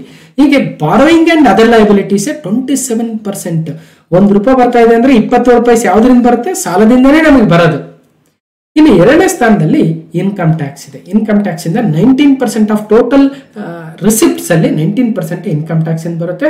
ಇನ್ನು GST ಇಂದ 18% ಇದೆ, ಕಾರ್ಪೊರೇಷನ್ ಟ್ಯಾಕ್ಸ್ ಇಂದ 17% ಇದೆ. ಇನ್ನು ಬೇರೆ ಬೇರೆ ಕಸ್ಟಮ್ಸ್ ಡ್ಯೂಟಿ ಎಷ್ಟು ಕೇಳಬಹುದು. ಇನ್ಕಮ್ ಟ್ಯಾಕ್ಸ್ ನ ಪೋರ್ಷನ್ ಎಷ್ಟು ಅಂದ್ರೆ 19%, GST 18%, ಕಾರ್ಪೊರೇಷನ್ ಟ್ಯಾಕ್ಸ್ 17%. ಇವೆಲ್ಲವುಗಳಿಗಿಂತ ಹೆಚ್ಚಿಗೆ ಬಾರೋಯಿಂಗ್ಸ್ ಅಥವಾ ಸಾಲದಿಂದನೇ ಭಾರತಕ್ಕೆ 27 ಪೈಸೆ ಬರುತ್ತೆ ನನಗೆ. ಓಕೆ, ಅದಕ್ಕೋಸ್ಕರ ಸಾಲದಿಂದ 27 ಪೈಸಾ, GST ಇಂದ 18 ಪೈಸಾ, ಆದಾಯ ತೆರಿಗೆಯಿಂದ 19 ಪೈಸಾ. ಸೊ ಗಮನಿಸಬೇಕು. ಸೊ ಇನ್ನು ಟ್ಯಾಕ್ಸ್ ಅಂತ ಬಂದ್ರೆ ಸೊ ನೋಡ್ಬೋದು ಯಾವ್ಯಾವ ಟ್ಯಾಕ್ಸ್ ಎಷ್ಟೆಷ್ಟು ಅಂತಿದೆ ನೋಡ್ಬೋದು. ಇನ್ನು ಕೇಂದ್ರ ಸರ್ಕಾರ ತನ್ನ ಒಟ್ಟು ಆದಾಯದಲ್ಲಿ 48.21 ಲಕ್ಷ ಕೋಟಿ ರೂಪಾಯಿಗಳಲ್ಲಿ ಅತಿ ಹೆಚ್ಚು ಮೊತ್ತವನ್ನು ಯಾವುದಕ್ಕೆ ವಿನಿಯೋಗಿಸುತ್ತದೆ? ನೋಡಿದ್ವಿ ನಾವು, ಸಾಲದಿಂದ ತಗೊಂಡ್ವಿ, ಇನ್ಕಮ್ ಟ್ಯಾಕ್ಸ್ ಬಂತು, ಅಥವಾ GST ಬಂತು, ಕಾರ್ಪೊರೇಷನ್ ಟ್ಯಾಕ್ಸ್ ಬಂತು, ಅಥವಾ ಕಸ್ಟಮ್ ಡ್ಯೂಟಿ ಬಂತು, ಅಥವಾ ನಾನ್ ಟ್ಯಾಕ್ಸ್ ರಿಸಿಪ್ಟ್ಸ್ ಬಂದ್ವು, ಎಲ್ಲವೂ ಬಂದು ಎಕ್ಸೈಸ್ ಡ್ಯೂಟಿ ಕೂಡ ಬಂತು. ಅಷ್ಟರಲ್ಲಿ ಖರ್ಚು ಯಾವ್ದಾದಕ್ಕೆ ಹೋಗುತ್ತೆ ಅಂತ, ಹೆಚ್ಚಿನ ಪ್ರಮಾಣದ ಖರ್ಚು ಯಾವ್ದಕ್ಕೆ ಹೋಗುತ್ತೆ? ಕೇಂದ್ರ ಪ್ರಾಯೋಜಿತ ಯೋಜನೆಗಳು ಅಂದ್ರೆ ಸೆಂಟ್ರಲಿ ಸ್ಪಾನ್ಸರ್ಡ್ ಸ್ಕೀಮ್ಸ್, ಕೇಂದ್ರ ವಲಯ ಯೋಜನೆಗಳು ಅಂದ್ರೆ central sector schemes, state share and taxes and duties ಅಂದ್ರೆ ರಾಜ್ಯ ತೆರಿಗೆ ಮತ್ತು ಸುಂಕಗಳ ಪಾಲ, ಬಡ್ಡಿ ಪಾವತಿಗ ಅಂದ್ರೆ ರಾಜ್ಯ ತೆರಿಗೆ ಮತ್ತು ಸುಂಕಗಳ ಪಾಲಿಗೆ ಹೆಚ್ಚಿನ ಪ್ರಮಾಣ ಹೋಗುತ್ತೆ. ಎಷ್ಟು ಪ್ರಮಾಣ ಅಂದ್ರೆ 21%. 48.21 ಲಕ್ಷ ಕೋಟಿ ರೂಪಾಯಿಗಳಲ್ಲಿ ಸ್ಟೇಟ್ ಶೇರೆ ಸುಮಾರು ಎಷ್ಟು 12 ಲಕ್ಷ ಕೋಟಿ ರೂಪಾಯಿ ಇರಬೇಕು, ಅದು ಜಾಸ್ತಿ ಅಮೌಂಟ್ ಹೋಗುತ್ತೆ. ಇನ್ನು ಎರಡನೇ ಸ್ಥಾನದಲ್ಲಿ 19% ಇಂಟ್ರೆಸ್ಟ್ ಪೇಮೆಂಟ್. ಮತ್ತೆ ಇಷ್ಟು ಸಾಲ ತಂದಿದ್ದೀವಿ, ಎಷ್ಟು ಸಾಲ? ₹1 27 ಪೈಸಾ ಸಾಲ ತಂದಿವಿ ಅಂದ್ರೆ ಅದಕ್ಕೆ 19 ಪೈಸಾ ಇಂಟ್ರೆಸ್ಟ್ ಕಟ್ಟೋದಕ್ಕೆ ಹೋಗ್ತಾ ಇದೆ. ಸೊ ಮೂರನೇ ಸ್ಥಾನದಲ್ಲಿ 16% ಸೆಂಟ್ರಲ್ ಸೆಕ್ಟರ್ ಸ್ಕೀಮ್ಸ್. ಇನ್ನು ಬೇರೆ ಬೇರೆ ಕೂಡ ಇದಾವೆ. ಇನ್ನು ಕನ್ನಡದಲ್ಲಿ ನೋಡೋದಾದ್ರೆ ಸೊ ಹೆಚ್ಚಿನ ಪ್ರಮಾಣ ರಾಜ್ಯಗಳ ತೆರಿಗೆ ಮತ್ತು ಸುಂಕಗಳ ಪಾಲು ಅಂದ್ರೆ GST ಶೇರ್ ಕೊಡ್ಬೇಕಲ್ವ, ಅದರಲ್ಲಿ ಹೋಗುತ್ತೆ. ಇನ್ನು ಸಾಲದ ಬಡ್ಡಿಯ ಮರುಪಾವತಿಗೆ ಹೋಗುತ್ತೆ. ಕೇಂದ್ರ ವಲಯದ ಯೋಜನೆಗಳಿಗೆ 16 ಪೈಸೆ ಹೋಗುತ್ತೆ, ರಕ್ಷಣೆಗೆ 8 ಪೈಸೆ, ಸಬ್ಸಿಡಿಗೆ 6 ಪೈಸೆ, ಪಿಂಚಣಿಗೆ 4 ಪೈಸೆ, ಕೇಂದ್ರ ಪ್ರಾಯೋಜಿತ ಯೋಜನೆಗಳಿಗೆ 8 ಪೈಸೆ, ಇತರ ವೆಚ್ಚಗಳು 9 ಪೈಸೆ ಮತ್ತು ಹಣಕಾಸು ಆಯೋಗ ಮತ್ತು ಇತರ ವರ್ಗಾವಣೆಗಳಿಗೆ 9 ಪೈಸೆ ಹೋಗುತ್ತೆ. ನೋಡ್ಬೋದು, ಇಂಗ್ಲಿಷಲ್ಲಿ ಕೂಡ ಕೊಟ್ಟಿದ್ದೀನಿ. ಸೊ ಮ್ಯಾಕ್ಸಿಮಮ್ ಹೋಗೋದೆ ಸೆಂಟ್ರಲ್ ಇದು ಸ್ಟೇಟ್ ಶೇರ್ ಆಫ್ GST, ಅದಾದ ನಂತರ ಬಡ್ಡಿ ಕಟ್ಟೋದು ಇಂಟ್ರೆಸ್ಟ್ ಪೇಮೆಂಟ್. ಓಕೆ, ಸೊ 3ನೇ ಸ್ಥಾನದಲ್ಲಿ ಸೆಂಟ್ರಲ್ ಸೆಕ್ಟರ್ ಸ್ಕೀಮ್ಸ್ ಇದಾವೆ. ಇನ್ನು ಕ್ವಶನ್ ನಂಬರ್ 12, ಕೇಂದ್ರ ಬಜೆಟ್ 2024-25 ಪ್ರಕಾರ ವಿತ್ತೀಯ ಕೊರತೆಯ GDPಯ ಶೇಕಡಾವಾರು ಎಷ್ಟಿದೆ? ನೋಡಿ, ವಿತ್ತೀಯ ಕೊರತೆ ಅಂತಕ್ಕಂಥದ್ದು GDPಯ ಎಷ್ಟು ಪರ್ಸೆಂಟೇಜ್ ಇದೆ? According to the union budget 2024-25, what is the percentage of GDP of fiscal deficit, ಅಥವಾ what is the fiscal deficit which is compared to the GDP? ಅಂದ್ರೆ ಈಗ GDP ಅಂದ್ರೆ ಏನು? ಭಾರತದಲ್ಲಿನ ಒಟ್ಟಾರೆಯಾಗಿರ್ತಕ್ಕಂತಹ ಏನಂತೀವಿ ನಾವು, ಒಂದು ದೇಶದಲ್ಲಿ ಒಂದು ಆರ್ಥಿಕ ವರ್ಷದಲ್ಲಿ ಉತ್ಪಾದನೆ ಆಗ್ತಕ್ಕಂತಹ ಎಲ್ಲಾ ಸರಕು ಮತ್ತು ಸೇವೆಗಳ ಅಂತಿಮ ಮೌಲ್ಯವನ್ನ ನಾವು GDP ಅಂತೀವಿ. ಭಾರತದ GDP ಎಷ್ಟಿದೆ? ಸುಮಾರು 300 ಲಕ್ಷ ಕೋಟಿಗಳಿದೆ ಅಂದಾಜು. ಎಷ್ಟಿದೆ ಭಾರತದ GDP? 300 ಲಕ್ಷ ಕೋಟಿ ಇದೆ. ಅದರಲ್ಲಿ 48 ಲಕ್ಷ ಕೋಟಿಗಳಷ್ಟು ಬಜೆಟ್ ಗಾತ್ರ ಇದೆ. 300 ಲಕ್ಷ ಕೋಟಿ ಭಾರತ GDP ಇದೆ ಅಂದ ತಕ್ಷಣ ಎಲ್ಲವೂ ಸರ್ಕಾರಕ್ಕೆ ಬರಲ್ಲ. ಇವತ್ತು ನಮ್ಮ ಇನ್ಕಮ್, ನಿಮ್ಮ ಇನ್ಕಮ್, ಇನ್ನೊಬ್ರು ಎಲ್ಲರ ಇನ್ಕಮ್ ಕೂಡ GDP ಬರುತ್ತೆ ಅಲ್ವಾ? ಇದ್ರ ಬಗ್ಗೆ ಸಾಕಷ್ಟು ಆಲ್ರೆಡಿ ವಿಡಿಯೋಗಳಲ್ಲಿ ಮಾತಾಡಿದ್ದೀನಿ. ಮತ್ತಿಲ್ಲ GDP ಅಂದ್ರೇನು, ಮತ್ತೆ NDP ಅಂದ್ರೇನು, NNP ಅಂದ್ರೇನು, GNP ಅಂದ್ರೇನು ಹೇಳ್ತಾ ಹೋದ್ರೆ ಅದು ಎಕನಾಮಿಕ್ ಕ್ಲಾಸ್ ಆಗ್ಬಿಡುತ್ತೆ. GDP ಅಂದ್ರೇನು? ಒಟ್ಟಾರೆಯಾಗಿ ನಮ್ಮ ದೇಶದ ಗಡಿ ಭಾಗದೊಳಗಡೆ ಉತ್ಪಾದನೆ ಆಗ್ತಕ್ಕಂತಹ ಅಂತಿಮ ಸರಕು ಮತ್ತು ಸೇವೆಗಳ ಒಟ್ಟು ಮೌಲ್ಯ 300 ಲಕ್ಷ ಕೋಟಿ ಇದೆ ಅನ್ಕೊಳ್ಳೋಣ. ಒಂದು 10 ಲಕ್ಷ ಕೋಟಿ ಆ ಕಡೆ ಈ ಕಡೆ ಆಗುತ್ತೆ, ಎಕ್ಸಾಕ್ಟ್ ನಂಬರ್ ಗೊತ್ತಿಲ್ಲ. 300 ಲಕ್ಷ ಕೋಟಿ, ಅದರಲ್ಲಿ 48 ಲಕ್ಷ ಕೋಟಿಗಳಷ್ಟು ಬಜೆಟ್ ಗಾತ್ರ ಇದೆ. ಈ 48 ಲಕ್ಷ ಕೋಟಿಗಳ ಬಜೆಟ್ ಗಾತ್ರದಲ್ಲಿ ನಮ್ಮ ಸಾಲ ಎಷ್ಟು ತಗೊಳ್ತಾ ಇದ್ದೀವಿ? ಸಾಲ ತೆಗೆದುಕೊಳ್ತಾ ಇರ್ತಕ್ಕಂಥದ್ದು 16 ಲಕ್ಷ ಕೋಟಿ. ಆ ನಂಬರ್ ಆಲ್ರೆಡಿ ಹೇಳಿದ್ದೀನಿ, 16,13,000 ಎಷ್ಟೋ ಕೋಟಿ ಇದೆ. ಈ 16 ಲಕ್ಷ ಕೋಟಿಗಳ ಸಾಲ ಏನಿದೆ ಅಲ್ವಾ, ಈ ಸಾಲ ನಮ್ಮ ಒಟ್ಟಾರೆ GDP ಎಷ್ಟು ಪರ್ಸೆಂಟೇಜು ಅಂತ ಕೇಳಿದಂಗೆ. ಓಕೆ, ಈಗ ಅನ್ಕೊಳ್ಳೋಣ 300 ಲಕ್ಷ ಕೋಟಿಯಲ್ಲಿ 5% ಅಂದ್ರೆ 5×3 ಲಕ್ಷ ಕೋಟಿ. ಸೊ ಹಾಗಾದ್ರೆ ಆಲ್ಮೋಸ್ಟ್ 15% ಅಷ್ಟು ಬೇಡ, ಮೋಸ್ಟ್ಲಿ ಇನ್ನು ಸ್ವಲ್ಪ 300 ಲಕ್ಷ ಕೋಟಿ ಅಲ್ಲ, ಇದು 320 ಲಕ್ಷ ಕೋಟಿ ಇರ್ಬೋದೇನೋ ಮೇ ಬಿ. ಅದಕ್ಕೋಸ್ಕರ ಒಟ್ಟಾರೆ GDPಯ ಎಷ್ಟು ಶೇಕಡಾವಾರು ಭಾರತದ ಸಾಲ ಈ ಸಲ ತೆಗೆದುಕೊಳ್ತಾ ಇದ್ದೀವಿ? ಒಟ್ಟಾರೆ GDP 320 ಲಕ್ಷ ಕೋಟಿ ಅನ್ಕೊಳ್ಳೋಣ. ಅದರಲ್ಲಿ 9.2% ಇದೆಯಾ ಸಾಲ? 4.9%, 5.6%, 4.8% ಅಂದ್ರೆ 4.9% ಅಥವಾ 5% ಅನ್ಕೊಳ್ಳೋಣ. ಸೊ ಸುಮಾರು 16 ಲಕ್ಷ ಕೋಟಿಗಳ ಸಾಲವನ್ನು ಭಾರತ ಸರ್ಕಾರ ತೆಗೆದುಕೊಳ್ತಾ ಇದೆ. Budget estimates 2024-25 total receipts other than the borrowings and total expenditure will be 32.07 lakh crore. Total receipts other than borrowings. Borrowings ಎಷ್ಟು? ಅದರ್ 16 ಲಕ್ಷ ಕೋಟಿ ರೂಪಾಯಿಗಳು. ಟೋಟಲ್ ರಿಸಿಪ್ಟ್ಸ್ ಎಷ್ಟು? 32 ಲಕ್ಷ ಕೋಟಿ ರೂಪಾಯಿಗಳು. ಟೋಟಲ್ ಎಷ್ಟಾಯ್ತು? 48 ಲಕ್ಷ ಕೋಟಿ. ಸೊ ಇದು ಭಾರತದ ಒಟ್ಟು ರಿಸಿಪ್ಟ್ಸ್ ಆಯ್ತು. ಸ್ವೀಕೃತಿ ಎಷ್ಟು ಅಂದ್ರೆ 48 ಲಕ್ಷ ಕೋಟಿ. ಅದ್ರಲ್ಲಿ ನಮ್ಮ ರೆವೆನ್ಯೂ ಇರ್ತಕ್ಕಂಥದ್ದು 32 ಲಕ್ಷ ಕೋಟಿ. ಮತ್ತೆ ಇನ್ನು 16 ಲಕ್ಷ ಕೋಟಿ ಎಲ್ಲಿಂದ ಬಂತು ಅಂದ್ರೆ ಸಾಲದಿಂದ ಬಂತು. ಈ ಸಾಲವನ್ನೇ ನಾವು ಫಿಸ್ಕಲ್ ಡೆಫಿಸಿಟ್ ಅಂತೀವಿ. ಹಾಗಾದ್ರೆ ಒಟ್ಟಾರೆ GDP 320 ಲಕ್ಷ ಕೋಟಿ, ಅದರಲ್ಲಿ ಅಂದಾಜು ಹೇಳ್ತಾ ಇದ್ದೀನಿ, ಎಕ್ಸಾಕ್ಟ್ 320 ಲಕ್ಷ ಕೋಟಿ ಅಲ್ಲ, ಆ ನಂಬರ್ ಎಲ್ಲೂ ಸಿಗ್ತಾ ಇಲ್ಲ ಎಕ್ಸಾಕ್ಟ್ ಆಗಿ. ಓಕೆ, ಅಂದಾಜು 320 ಲಕ್ಷ ಕೋಟಿಯಲ್ಲಿ ಒಂದು 5% ನಮ್ಮ ವಿತ್ತೀಯ ಕೊರತೆ ಇದೆ ಅಂದಂಗೆ. ಎಕ್ಸಾಕ್ಟ್ ನಂಬರ್ 4.9%, ನೆನ್ಪಿಡ್ಬೇಕು ನಿಮ್ಗೆ, ಅರ್ಥ ಆಗಲಿ ಅಂತ 5% ಅಂತ ಹೇಳ್ತಾ ಇದ್ದೀನಿ. ಓಕೆ ಸರಿ. ಸೊ ಹಾಗಾದ್ರೆ ರೈಟ್. ಸೊ ಹಾಗಾದ್ರೆ 32 ಲಕ್ಷ ಕೋಟಿ ರೂಪಾಯಿಗಳ ಟೋಟಲ್ ರಿಸಿಪ್ಟ್ಸ್ ಪ್ಲಸ್ 16 ಲಕ್ಷ ಕೋಟಿ ಸಾಲ ಸೇರಿದ್ರೆ 48 ಲಕ್ಷ ಕೋಟಿ ಬಂತು. ಅದನ್ನು ಎಲ್ಲಿ ಕಳಿಸ್ತಾ ಇದೀವಿ? 48.21 ಲಕ್ಷ ಕೋಟಿಯನ್ನ ಬೇರೆ ಬೇರೆ ಯೋಜನೆಗಳಿಗೆ ಹಾಕ್ತಾ ಇದೀವಿ. ಬಡ್ಡಿ ಕಟ್ತಾ ಇದೀವಿ, ರಾಜ್ಯಗಳಿಗೆ ಕೊಡ್ತಾ ಇದೀವಿ, ಇನ್ನೊಂದು ಮಾಡ್ತಾ ಇದೀವಿ. ಸೊ ನೆಟ್ ಟ್ಯಾಕ್ಸ್ ಎಷ್ಟು ಅಂದ್ರೆ 25.83, ಅಂದ್ರೆ ರಾಜ್ಯಗಳಿಗೆ GST ಕೊಟ್ಟ ಮೇಲೆ ಉಳಿಯೋದು. ಇನ್ನು ಫಿಸ್ಕಲ್ ಡೆಫಿಸಿಟ್ ಎಷ್ಟು? GDPಯ 4.9%. ಅದಕ್ಕೋಸ್ಕರ ಇಲ್ಲಿ ಪ್ರಶ್ನೆ ಹಾಕಿರ್ತಕ್ಕಂಥದ್ದು. ಒಟ್ಟಾರೆಯಾಗಿ ಭಾರತದ GDP ಗ್ರಾಸ್ ಡೊಮೆಸ್ಟಿಕ್ ಪ್ರಾಡಕ್ಟ್ ಅಥವಾ ಒಟ್ಟು ಆಂತರಿಕ ಉತ್ಪನ್ನದ 4.9% ಅಷ್ಟು ವಿತ್ತೀಯ ಕೊರತೆ ಅಥವಾ ಸಾಲ ಇದೆ. ಸಿಂಪಲ್ ಆಗಿ ಸಾಲ ಅನ್ಬೇಕು ಫಿಸ್ಕಲ್ ಡೆಫಿಸಿಟ್. ಅದಕ್ಕೋಸ್ಕರ ಭಾರತದ ಒಟ್ಟಾರೆ ರೆವಿನ್ಯೂ ರಿಸಿಪ್ಟ್ಸ್ 32 ಲಕ್ಷ ಕೋಟಿ ಅಥವಾ 31 ಪಾಯಿಂಟ್ ಸಮಥಿಂಗ್ ಲಕ್ಷ ಕೋಟಿ. ಅದರಲ್ಲಿ ಸಾಲ 16 ಲಕ್ಷ ಕೋಟಿ, ಒಟ್ಟಾರೆ ಸೇರಿದ ಟೋಟಲ್ ರಿಸಿಪ್ಟ್ಸ್ 48.21 ಲಕ್ಷ ಕೋಟಿ. ಅದನ್ನೆಲ್ಲವನ್ನು ಖರ್ಚು ಮಾಡ್ತೀವಿ ಬೇರೆ ಬೇರೆ ಸ್ಕೀಮ್ಗಳಿಗೆ. ಹಾಗಾಗಿ ಇಂಟ್ರೆಸ್ಟ್ ಪೇಮೆಂಟ್ಸೇ ಹೋಗ್ತಾ ಇದೆ ಸುಮಾರು 11 ಲಕ್ಷ ಕೋಟಿ ರೂಪಾಯಿಗಳು. ಅದರಲ್ಲಿ ಮತ್ತೆ ನಾವು ಕ್ಯಾಪಿಟಲ್ ಅಕೌಂಟ್ಗೆ 11 ಲಕ್ಷ ಕೋಟಿಗಳನ್ನ ಕ್ಯಾಪಿಟಲ್ ಎಕ್ಸ್ಪೆಂಡಿಚರ್ ಮಾಡ್ತಾ ಇದ್ದೀವಿ. ಹೀಗಾಗಿ ನಮಗೆ ರೆವೆನ್ಯೂ ಡೆಫಿಸಿಟ್ ಸುಮಾರು 5,80,000 ಕೋಟಿ ಆಗುತ್ತೆ. ಅವೆಲ್ಲವನ್ನು ಹೋಗ್ಲಾಡಿಸ್ಕೊಳ್ಳಲೇ ನಾವು ಸಾಲವನ್ನು ತೆಗೆದುಕೊಳ್ತಾ ಇದ್ದೀವಿ. ಒಟ್ಟು ಸಾಲ ಎಷ್ಟು ತಗೊಳ್ತಾ ಇದೀವಿ ಅಂದ್ರೆ 16,13,312 ಲಕ್ಷ ಕೋಟಿಗಳಷ್ಟು, ಅಥವಾ ನಮ್ಮ GDP 4.9% ಅಷ್ಟು ಫಿಸ್ಕಲ್ ಡೆಫಿಸಿಟ್ ಅಥವಾ ವಿತ್ತೀಯ ಕೊರತೆ ಅಥವಾ ಸಾಲವನ್ನು ತೆಗೆದುಕೊಳ್ತಾ ಇದೀವಿ ಅನ್ನೋದನ್ನು ಗಮನಿಸಬೇಕು. ಫಿಸ್ಕಲ್ ಡೆಫಿಸಿಟ್ 16 lakh crore ಅನ್ನೋದನ್ನ ಗಮನಿಸ್ತಾ ಅದು ನಮ್ಮ GDP 4.9% ಆಗುತ್ತೆ ಅನ್ನೋದನ್ನು ಕೂಡ ನೋಡ್ತಾ ನೋಡ್ಬೋದು. ಮತ್ತಷ್ಟು ಡೀಟೇಲ್ಸ್ ಇದೆ. ಓಕೆ, ಸೊ ಎಷ್ಟು ಫಿಸ್ಕಲ್ ಡೆಫಿಸಿಟ್? 4.9% ಅಂದಾಜು, ಹೆಚ್ಚು ಕಮ್ಮಿ ಆಗ್ಬೋದು. ನೆಕ್ಸ್ಟ್, ಕಳೆದ ವರ್ಷ 5.6% ಅಷ್ಟು ಸಾಲವನ್ನು ಮಾಡಿದ್ವಿ. GDP ಒಟ್ಟಾರೆ 5.6 ಅಂದ್ರೆ ಸುಮಾರು 16.53 ಲಕ್ಷ ಕೋಟಿಗಳ ಸಾಲ ಇತ್ತು. ಈ ಸಲ ಸ್ವಲ್ಪ ಕಡಿಮೆ ಆಗಿದೆ, 16.13. ಅದರಿಂದಿನ ವರ್ಷ 5.8% ಆಫ್ ದ ಟೋಟಲ್ GDP, 5.9% ಅದರಿಂದಷ್ಟು. ಹಿಂದೆ 2020-21 ಹೈಯೆಸ್ಟ್ ಸಾಲ ಇತ್ತು, 9.2% ಅಷ್ಟು ನಮ್ಮ GDP. ಹಾಗಾಗಿ ಒಂದು ಗಮನಿಸಬೇಕು, GDP ಎಷ್ಟು ಪರ್ಸೆಂಟ್ ಇದೆ ಫಿಸ್ಕಲ್ ಡೆಫಿಸಿಟ್ ಅನ್ನೋದನ್ನೇ ಗಮನಿಸಬೇಕು. ಓಕೆ, ಇದಕ್ಕಿಂತ ಇನ್ನೇನು ಬೇಕಿಲ್ಲಿ? ಸೊ ನೋಡ್ಬೋದು, ಸುಮಾರು 300 ಲಕ್ಷ ಕೋಟಿ ರೂಪಾಯಿಗಳು ಇದೆ ಅಂದಾಜು. ಈಗ ಇನ್ನೂ ಹೆಚ್ಚಾಗಿರುತ್ತೆ, ಯಾಕಂದ್ರೆ ಈ ವರ್ಷ ಮತ್ತಷ್ಟು GST ಹೆಚ್ಚಾಗುತ್ತೆ, ಸಾಲವು ಕೂಡ ಒಂದನೇ ತಗೊಳ್ತಾ ಇದ್ದಾರೆ. ಓಕೆ, ಅದಕ್ಕೋಸ್ಕರ ನಮ್ಮಲ್ಲಿ ಫಿಸ್ಕಲ್ ರೆಸ್ಪಾನ್ಸಿಬಿಲಿಟಿ ಆಕ್ಟ್ ಅಂತ ಒಂದಿದೆ, FRBM ಅಂತ ಏನೋ ಕರಿತೀವಿ, fiscal management and budget management act ಅಂತ ಏನೋ FRBM ಇರಬೇಕು. ಅದರ 3% ಅಷ್ಟನ್ನ ದಾಟಂಗಿಲ್ಲ ಅಂತ ಇರುತ್ತೆ. ಆಕ್ಚುಲಿ ಒಟ್ಟಾರೆಯಾಗಿ GDP 3% ಅಷ್ಟು ಹೆಚ್ಚಿನ ಸಾಲ ಇರಬಾರ್ದು ಅನ್ನಂಗೆ. ಈಗ ನಮ್ಮ ಸಾಲ ಎಷ್ಟಿರ್ಬೇಕಂದ್ರೆ ನಮ್ಮ ಒಟ್ಟಾರೆ ಆಸ್ತಿಯ ಒಂದು 3% ಅಷ್ಟು ಸಾಲ ಮಾಡ್ರಿ ಅಂದಷ್ಟು ಅಲ್ವಾ. ಸೊ ನೋಡ್ಬೋದು. ಇನ್ನು ಫಿಸ್ಕಲ್ ಡೆಫಿಸಿಟ್ ಅಂದ್ರೆ ಏನು? ನಮ್ಮ ಒಟ್ಟು ಖರ್ಚು ಎಷ್ಟಿದೆ? 48.21 ಲಕ್ಷ ಕೋಟಿ.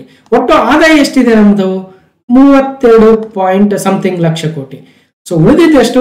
16 ಲಕ್ಷ ಕೋಟಿಗಳು ನಮಗೆ ಕಡಿಮೆ ಬೀಳುತ್ತೆ. 16 ಲಕ್ಷ ಕೋಟಿಗಳನ್ನ ನಾವು ಸಾಲ ತೆಗೆದುಕೊಳ್ತೀವಿ ಬೇರೆ ಕಡೆಯಿಂದ, ಅದು ವರ್ಲ್ಡ್ ಬ್ಯಾಂಕ್ ಆಗಿರ್ಬೋದು ಅಥವಾ ಮಾರ್ಕೆಟ್ ಇಂದ ಆಗಿರ್ಬೋದು, ಇನ್ನೊಬ್ಬ ಸಂಸ್ಥೆಗಳಿಂದ ಆಗಿರ್ಬೋದು.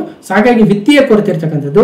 ವಿತ್ತೀಯ ಕೊರತೆ ಎಂದರೆ ಒಂದು ಹಣಕಾಸಿನ ವರ್ಷದಲ್ಲಿ ಸಂಗ್ರಹವಾಗುವ ಒಟ್ಟು ಆದಾಯ ಮತ್ತು ವೆಚ್ಚಗಳ ವ್ಯತ್ಯಾಸ. ಈಗ ನಮ್ಮ ಇನ್ಕಮ್ ಎಷ್ಟಿದೆ? 100 ರೂಪಾಯಿ ಇದೆ ಇನ್ಕಮ್. ನಾವು ಖರ್ಚು ಮಾಡೋದು 116 ರೂಪಾಯಿ ಖರ್ಚು ಮಾಡ್ತೀವಿ ಅನ್ಕೊಳ್ಳೋಣ. ಅರೆ 116 ರೂಪಾಯಿ ಎಲ್ಲಿಂದ ಬಂತು? ನಮ್ಮ ಹತ್ರ ಇರೋದೇ 100 ರೂಪಾಯಿ ಇತ್ತು, 16 ರೂಪಾಯಿ ಎಲ್ಲಿಂದ ಬಂತು ಅಂದ್ರೆ 16 ರೂಪಾಯಿನ ಸಾಲ ತಗೊಂಡ್ವಿ. ಅದೇ ರೀತಿಯಾಗಿ ಭಾರತದಲ್ಲಿರ್ತಕ್ಕಂಥದ್ದು 32 ಲಕ್ಷ ಕೋಟಿ ರೂಪಾಯಿಗಳ ಇನ್ಕಮ್, ಮತ್ತೆ 16 ಲಕ್ಷ ಕೋಟಿ ಕಡಿಮೆ ಆಯ್ತಲ್ಲ ಅಂದ್ರೆ ಅದನ್ನ ಸಾಲದಿಂದ ತೆಗೆದುಕೊಳ್ತಾರೆ. ಎಲ್ಲಿಂದ ಸಾಲ ತಗೊಳ್ತೀವಿ? ನಾವು ಫ್ರೆಂಡ್ ಹತ್ರ ಇಸ್ಕೊಳ್ತೀವಿ, ಇಲ್ಲಿ ಇನ್ನೊಬ್ರ ಹತ್ರ ಇಸ್ಕೊಳ್ತೀವಿ, ಇಲ್ಲ ಬ್ಯಾಂಕ್ ಅಲ್ಲಿ ತಗೊಳ್ತೀವಿ, ಇಲ್ಲ ಇನ್ನೊಂದ್ ಕಡೆ ಲೋನ್ ತಗೊಳ್ತೀವಿ. ಹಾಗೆ ಸರ್ಕಾರಗಳು ಕೂಡ ಲೋನ್ ತಗೊಳ್ತವೆ. ಆ ಲೋನ್ ಎಷ್ಟಿರುತ್ತಂದ್ರೆ ಆ GDP ಎಷ್ಟು ಪರ್ಸೆಂಟೇಜ್ ಅಂದ್ರೆ 4.9% ಅನ್ನೋದನ್ನ ಗಮನಿಸಬೇಕು. ಹೀಗೆ ವಿತ್ತೀಯ ಕೊರತೆ ಅಂತಕ್ಕಂಥದ್ದು ಒಂದು ಹಣಕಾಸು ವರ್ಷದಲ್ಲಿ ಸಂಗ್ರಹವಾಗುವ ಒಟ್ಟು ಆದಾಯ ಮತ್ತು ವೆಚ್ಚಗಳ ವ್ಯತ್ಯಾಸವಾಗುತ್ತೆ. ಜನರಲ್ ಆಗಿ ಖರ್ಚು ಹೆಚ್ಚಿಗೆ ಇರುತ್ತೆ, ಆದಾಯ ಕಡಿಮೆ ಇರುತ್ತೆ. ಸರ್ಕಾರ ನಡೆಯೋದೇ ಹಂಗೆ. The fiscal deficit refers to the excess of total expenditure over the total receipts or total income excluding the borrowings in a fiscal year.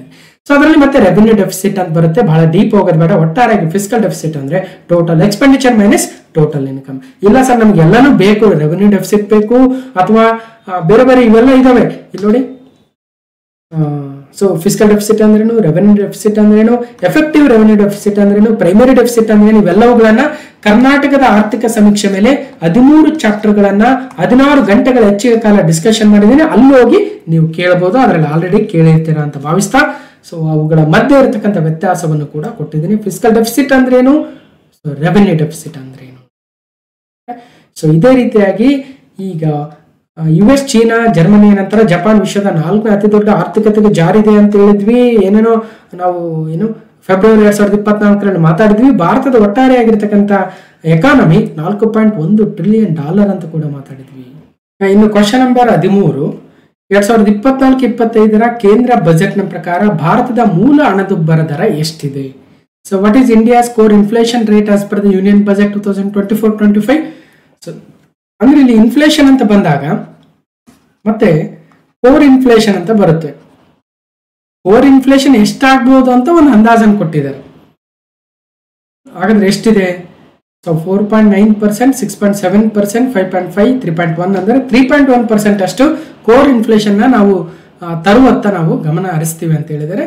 So global context ಅಂತ ಬಂದಾಗ ಭಾರತ ಪ್ರಪಂಚದ ವಿವಿಧ ದೇಶಗಳಿಗೆ ಕಂಪೇರ್ ಮಾಡಿದಾಗ ಸಾಕಷ್ಟು ಅಭಿವೃದ್ಧಿಯನ್ನು ಕಾಣ್ತಾ ಇದೆ. ಸೊ GDP ಗ್ರೋತ್ ಅಲ್ಲಿ ಭಾರತವೇ ನಂಬರ್ 1 ನಲ್ಲಿದೆ ಬೇರೆ ಬೇರೆ ದೇಶಗಳಿಗೆ, ದೊಡ್ಡ ಲಾರ್ಜ್ ಎಕನಾಮಿಕ್ಸ್ ಅಂತ ತೆಗೆದುಕೊಂಡಾಗ. ಓಕೆ, ಸೊ ಇತ್ತೀಚಿನ IMF ಆಗಿರ್ಬೋದು, ADB ಆಗಿರ್ಬೋದು, ಅಥವಾ ನಮ್ಮ RBI SBI ನ ಒಂದು GDP ಗ್ರೋತ್ ರೇಟ್ಸ್ ಆಗಿರ್ಬೋದು, ಅಥವಾ ವಿವಿಧ ರೇಟಿಂಗ್ ಸಂಸ್ಥೆಗಳಾಗಿರ್ತಕ್ಕಂಥ S&P, ಮೂಡೀಸ್ ಅಥವಾ ಫಿಚ್ ರೇಟಿಂಗ್ಸ್ ಆಗಿರ್ಬೋದು, ಎಲ್ಲವೂ ನೋಡಿದಾಗ ಆಲ್ಮೋಸ್ಟ್ 7% ಆಸ್ಪಾಸಿನಲ್ಲಿ ಇದಾವೆ. ಹೀಗೆ ಭಾರತದ ಗ್ರೋತ್ ಕಂಟಿನ್ಯೂ ಆಗ್ತಾ ಇನ್ಫ್ಲೇಷನ್ ಅನ್ನು ನಾವು ಸ್ಟೇಬಲ್ ಹಂತಕ್ಕೆ ತರಬೇಕಾಗುತ್ತೆ. ಸೊ ಈಗ ಇನ್ಫ್ಲೇಷನ್ ಸುಮಾರು 5% ಆಸ್ಪಾಸಿನಲ್ಲಿದೆ, ಅದನ್ನು 4%ಗೆ ತರಬೇಕು ಅನ್ನೋ ಉದ್ದೇಶವನ್ನು ಇಟ್ಕೊಂಡಿದ್ದಾರೆ. ಕೋರ್ ಇನ್ಫ್ಲೇಷನ್ ಅಂತ ಬಂದಾಗ, ಕೋರ್ ಇನ್ಫ್ಲೇಷನ್ ಅಂದ್ರೆ ಈಗ ಫುಡ್ ಮತ್ತು ಫ್ಯೂಯಲ್, ಇಂಧನ ಮತ್ತು ಆಹಾರದ ವಸ್ತುಗಳನ್ನ ಹೊರತುಪಡಿಸಿ ಕೋರ್ ಇನ್ಫ್ಲೇಷನ್ ಇರುತ್ತೆ. ಹಾಗಾಗಿ core inflation is currently presented 3.1% ಅಂತ ಬಜೆಟ್ ಅಲ್ಲಿ ಹೇಳಿದ್ದಾರೆ. ಅದಕ್ಕೋಸ್ಕರ 2024-25 ಕೇಂದ್ರ ಬಜೆಟ್ ಪ್ರಕಾರ ಭಾರತದ ಮೂಲ ಹಣದುಬ್ಬರದ ಕೋರ್ ಇನ್ಫ್ಲೇಷನ್ ಪ್ರೆಸೆಂಟ್ 3.1% ಅಂತ. ಇನ್ನು ಒಟ್ಟಾರೆ ಇನ್ಫ್ಲೇಷನ್ ಏನಿದೆ, ಇನ್ಕ್ಲೂಡಿಂಗ್ ಫುಡ್ ಅಂಡ್ ಫ್ಯೂಯಲ್ ಅಂದ್ರೆ ಆಹಾರ ಮತ್ತು ಇಂಧನ ಶಕ್ತಿಯನ್ನು ಸೇರಿಸಿದಂತೆ ಒಟ್ಟಾರೆ ಇವತ್ತೇನು 5% ಆಸ್ಪಾಸಿನಲ್ಲಿ ಇದೆಯೋ ಅದನ್ನು 4% ಗಳಿಸ್ತೀವಿ ಅನ್ನುವ ಒಂದು ಆಶಾಭಾವನೆಯನ್ನ ಬಜೆಟ್ ಅಲ್ಲಿ ಹೇಳ್ತಾ ಹೋಗಿದ್ದಾರೆ. ಓಕೆ, ಇನ್ನು ನಾನ್ ಫ್ಯೂಯಲ್ ಇನ್ಫ್ಲೇಷನ್, ಕೋರ್ ಇನ್ಫ್ಲೇಷನ್ ಏನಂತ ಕರಿತೀವಿ, ಅದು 3.1% ಅಲ್ಲಿ ಪ್ರೆಸೆಂಟ್ಲಿ ಇದೆ. ಓಕೆ, ಕಳೆದ ವರ್ಷ 5.4% ಅಷ್ಟಿತ್ತು ಇನ್ಫ್ಲೇಷನ್, ಇದನ್ನು 4% ಗಳಿಸುವತ್ತ ಗಮನ ಹರಿಸ್ತೀವಿ ಅಂತ ಹೇಳ್ತಾ ಇದ್ದಾರೆ. ಹೀಗೆ ಕೋರ್ ಇನ್ಫ್ಲೇಷನ್ ಅಂದ್ರೆ ಮೂಲ ಹಣದುಬ್ಬರವು ಸರಕು ಮತ್ತು ಸೇವೆಗಳ ವೆಚ್ಚದ ಬದಲಾವಣೆಯಾಗಿದ್ದು ಇದು ಆಹಾರ ಮತ್ತು ಶಕ್ತಿ ವಲಯಗಳ ದರಗಳನ್ನ ಒಳಗೊಂಡಿರುವುದಿಲ್ಲ. The change in cost of goods and services excluding the food and energy sectors. ಯಾಕೆ ಫುಡ್ ಮತ್ತು ಎನರ್ಜಿ ಸೆಕ್ಟರ್ ಅನ್ನ ಕೋರ್ ಇನ್ಫ್ಲೇಷನ್ ಇಂದ ಹೊರಗಿಟ್ಟಿರ್ತಾರೆ ಅಂದ್ರೆ, ಈ ಆಹಾರ ಮತ್ತು ಶಕ್ತಿ ರಿಲೇಟೆಡ್ ವಸ್ತುಗಳು ಬಹಳ ಶೀಘ್ರ ಬದಲಾವಣೆಗೆ ಒಳಪಡ್ತವೆ. ಒಂದಿನ ಒಂದು ರೇಟ್ ಇದ್ರೆ ಮತ್ತೊಂದಿನ ಮತ್ತೊಂದು ರೇಟ್ ಇರುತ್ತೆ. ಅದಕ್ಕೋಸ್ಕರ ಕೋರ್ ಇನ್ಫ್ಲೇಷನ್ ಅಲ್ಲಿ ಫುಡ್ ಅಂಡ್ ಫ್ಯೂಯಲ್ ನ ತೆಗೆದುಕೊಳ್ಳೋದಿಲ್ಲ.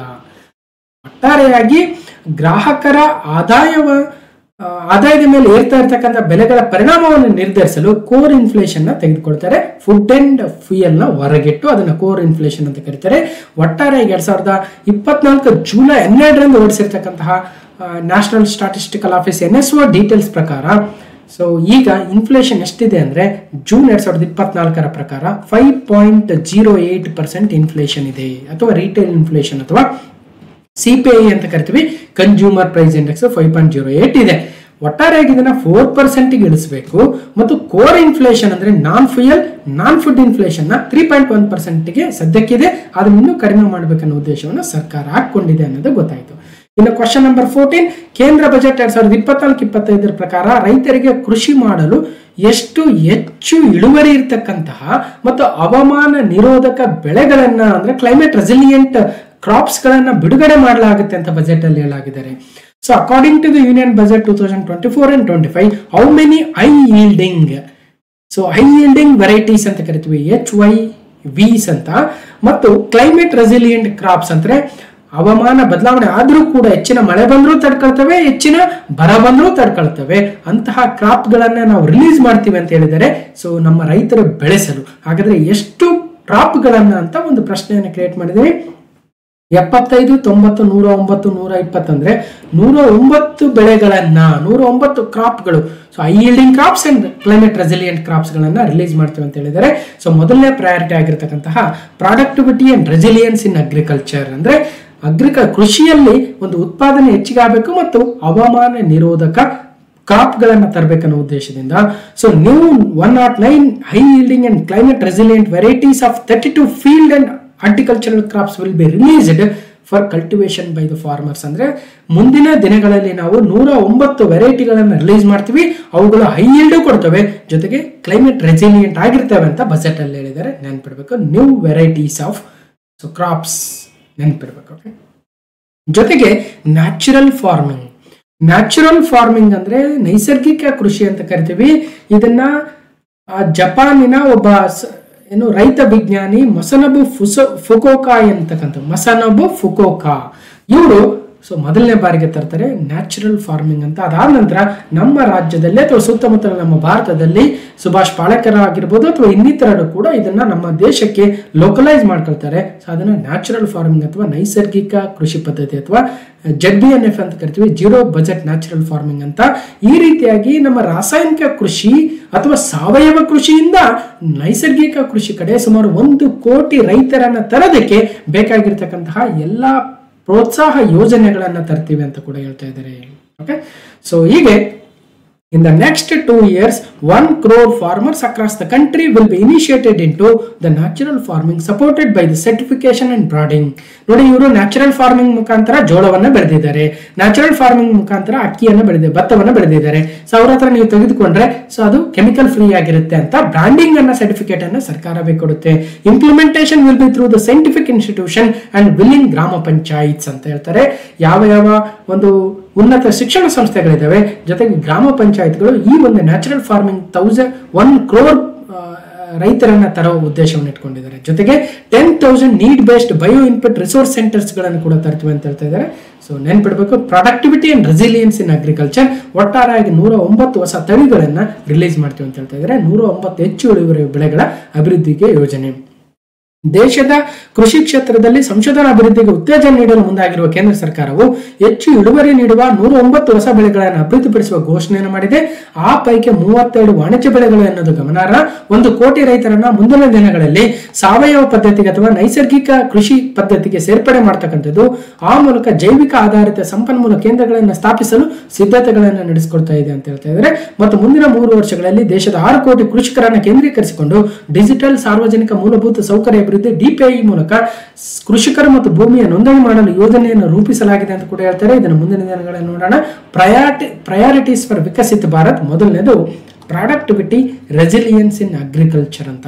ಒಟ್ಟಾರೆಯಾಗಿ ಅಗ್ರಿಕಲ್ಚರ್ ಅಥವಾ ರೈತರ ಕಲ್ಯಾಣವೇ ದೇಶದ ವಿಕಸಿತ ಭಾರತಕ್ಕೆ ಕಾರಣ ಆಗುತ್ತೆ ಅಂತ ಸರ್ಕಾರ ಅನ್ಕೊಂಡಿದೆ. Atmanirbhar Bharat. So release of new crop varieties 109 ಅನ್ನೋದನ್ನ ತಿಳ್ಕೋಬೇಕು. ಮತ್ತು 1 crore farmers to be converted into natural farmers. Okay, so ಅದರ ಬಗ್ಗೆ ಮತ್ತಷ್ಟು ಡೀಟೇಲ್ಸ್ ಇದೆ ನೋಡಬಹುದು. ಇನ್ನು ಕೊನೆಯ ಪ್ರಶ್ನೆ ಈ ಒಂದು ಭಾಗದಲ್ಲಿ question number 15. According to the union budget 2024 and 25 consider the following options. ಯಾವ್ಯಾವು? Sunflower, mustard, groundnut and almonds. ಅಂದ್ರೆ ಸೂರ್ಯಕಾಂತಿ, ಸಾಸಿವೆ, ನೆಲಗಡಲೆ, ಬಾದಾಮಿ. ಈ 4 ಒಂದು ಆಯಿಲ್ ಸೀಡ್ಸ್ ಇದಾವೆ. ಸೊ ಆತ್ಮನಿರ್ಭರ್ ಎಣ್ಣೆ ಬೀಜಗಳ ಅಭಿಯಾನದಲ್ಲಿ ಮೇಲೆ ನೀಡಲಾದ ಎಷ್ಟು ಎಣ್ಣೆ ಬೀಜಗಳನ್ನ ಉಲ್ಲೇಖಿಸಲಾಗಿದೆ ಬಜೆಟ್ ಅಲ್ಲಿ? So how many oil seeds given above R mentioned in the Atmanirbhar oil seeds ಅಭಿಯಾನ. ಆತ್ಮನಿರ್ಭರ್ ಭಾರತ್ ಆಯಿಲ್ ಸೀಡ್ಸ್ ಅಭಿಯಾನದಲ್ಲಿ ಈ 4ರಲ್ಲಿ ಯಾವ ಇದಾವೆ? ಸೊ ಬಹಳ ಇದಾವೆ ಆಕ್ಚುಲಿ ಬಜೆಟ್ ಅಲ್ಲಿ. ಈ 4ರಲ್ಲಿ ಯಾವ್ಯಾವ ಇದಾವೆ ಅಂದ್ರೆ 1 ಮಾತ್ರ, 2 ಮಾತ್ರ, 3 ಮಾತ್ರ, ಎಲ್ಲ 4 ಅಂದ್ರೆ 3 ಮಾತ್ರ.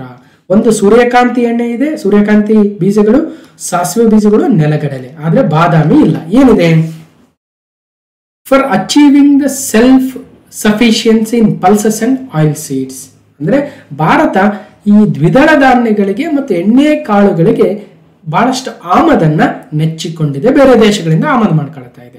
ಆದ್ರೆ ಸೆಲ್ಫ್ ಸಫಿಶಿಯನ್ಸಿ ನಮ್ಮ ದೇಶದಲ್ಲಿ ನಾವು ಹೆಚ್ಚಿನ ದ್ವಿದಳ ಧಾನ್ಯಗಳನ್ನ, ಹೆಚ್ಚಿನ ಎಣ್ಣೆ ಕಾಳುಗಳನ್ನ, ಆಯಿಲ್ ಸೀಡ್ಸ್ ಅನ್ನ ಬೆಳಿಬೇಕನ್ನೋ ಉದ್ದೇಶಕ್ಕೆ we will strengthen their production, storage and marketing ಅಂತ ಹೇಳ್ತಾ as announced in the interim budget, ಮಧ್ಯಂತರ ಬಜೆಟ್ ಅಲ್ಲಿ ಘೋಷಣೆ ಮಾಡಿದ ರೀತಿಯಲ್ಲಿಯೇ a strategy is being put in place to achieve the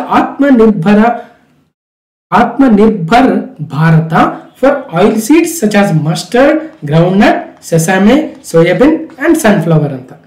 ಹಾಗಾಗಿ ಸೊ ಯಾವ್ಯಾವ ಅಂದ್ರೆ ಗ್ರೌಂಡ್ ನಟ್ ಅಂದ್ರೆ ನೆಲಗಡಲೆ, sesame, soybean, sunflower, mustard oil ಕೂಡ ಇದೆ. ಸೊ ಅದರಲ್ಲಿ ಇಲ್ಲದೆ ಇರ್ತಕ್ಕಂಥದ್ದು ಆಲ್ಮಂಡ್. ಅದಕ್ಕೋಸ್ಕರ ಈ ರೀತಿ ಪ್ರಶ್ನೆ ಬರುತ್ತೆ ಅಂತ ಹೇಳಿರ್ತಕ್ಕಂಥದ್ದು. ಓಕೆ, ಇನ್ನು ವೆಜಿಟೇಬಲ್ ಪ್ರೊಡಕ್ಷನ್ ಸಪ್ಲೈ ಚೈನ್ ಮಾಡ್ತೀವಿ ಅಂತ ಹೇಳ್ತಾ ಇದ್ರೆ ಇದೇನಷ್ಟು ಇಂಪಾರ್ಟೆಂಟ್ ಅಲ್ಲ, ನೋಡ್ಬೋದು. ಸೊ ಯಾವ್ಯಾವ ಅಂದ್ರೆ oil seeds, mustard, groundnut, sesame, soybean ಮತ್ತು ಸನ್ಫ್ಲವರ್ ಅಂತ ಕೊಟ್ಟಿದ್ದಾರೆ, ನೋಡ್ಬೋದು. ಸೊ ಇಷ್ಟು ಒಟ್ಟಾರೆಯಾಗಿ ಭಾರತದ ಬಜೆಟ್ 2024-25ನೇ ಸಾಲಿನ ಈ ಎರಡನೇ ಬಜೆಟ್ ಏನಿದೆ ಅಥವಾ ಕಂಪ್ಲೀಟ್ ಬಜೆಟ್ ಆಗುತ್ತೆ ಜುಲೈ ತಿಂಗಳದು, ಇದರ ಮೊದಲನೇ ಭಾಗವನ್ನ ಸುಮಾರು 15 MCQಗಳ ಮೂಲಕ ನೋಡಿದ್ವಿ. ಇದರಲ್ಲಿ ಒಟ್ಟಾರೆ ಆಗಿರ್ತಕ್ಕಂತಹ ಟೋಟಲ್ ಬಜೆಟ್ ಗಾತ್ರ ಇತ್ತು, ಫಿಸ್ಕಲ್ ಡೆಫಿಸಿಟ್ ಎಷ್ಟಿದೆ ಅಂತಿತ್ತು, ಇನ್ಫ್ಲೇಷನ್ ರೇಟ್ ಎಷ್ಟಿದೆ ಅಂತಿತ್ತು, ಮತ್ತು ಟ್ಯಾಕ್ಸ್ ರೆವೆನ್ಯೂ ಎಷ್ಟಿದೆ ಅಥವಾ ರೆವೆನ್ಯೂ ರೆಸಿಪ್ಟ್ ಎಷ್ಟಿದೆ, ಕ್ಯಾಪಿಟಲ್ ರೆಸಿಪ್ಟ್ ಎಷ್ಟಿದೆ, ರೆವೆನ್ಯೂ ಎಕ್ಸ್ಪೆಂಡಿಚರ್ ಎಷ್ಟಿದೆ, ಕ್ಯಾಪಿಟಲ್ ಎಕ್ಸ್ಪೆಂಡಿಚರ್ ಎಷ್ಟಿದೆ, ಇದೆಲ್ಲವನ್ನು ಕೂಡ ಮಾತಾಡಿದ್ವಿ. ಜೊತೆಗೆ ಒಂದಷ್ಟು ಥೀಮ್ಗಳು ಏನೇನು ಮತ್ತು ಪ್ರಯಾರಿಟೀಸ್ ಏನೇನಾಗಿತ್ತು ಮತ್ತು ಮೇಜರ್ ಫೋರ್ಕಾಸ್ಟ್ಸ್ ಅಂತ ಹೇಳಿದ್ರು ಅದ್ರ ಬಗ್ಗೆ ನೋಡಿದ್ವಿ. ಮತ್ತು ಮೊದಲನೇ ಪ್ರಯಾರಿಟಿ ಆಗಿರ್ತಕ್ಕಂಥ ಕೃಷಿಯ ಉತ್ತೇಜನಕ್ಕೆ, productivity and resilience in agriculture ಅಂತ ಮೊದಲನೇ ಪ್ರಯಾರಿಟಿ ಅಥವಾ ಆದ್ಯತೆ ಬಗ್ಗೆ ಕೂಡ ಒಂದಷ್ಟು ಪ್ರಶ್ನೆಗಳನ್ನು ನೋಡಿದ್ವಿ. ಮುಂದಿನ ಭಾಗದಲ್ಲಿ ಅಗೇನ್ ಕಂಟಿನ್ಯೂ ಮಾಡ್ತಾ ಹೋಗೋಣ.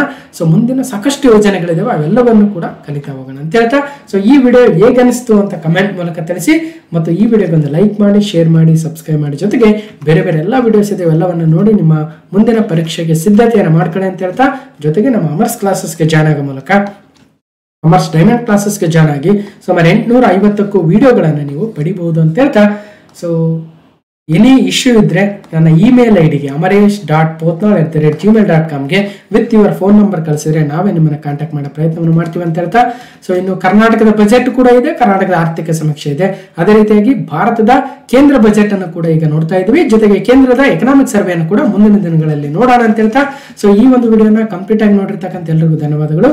ಮತ್ತೆ ಮುಂದಿನ ವಿಡಿಯೋದಲ್ಲಿ ಸಿಗ್ತೇನೆ ಅಂತ ಹೇಳ್ತಾ, ಥ್ಯಾಂಕ್ ಯು.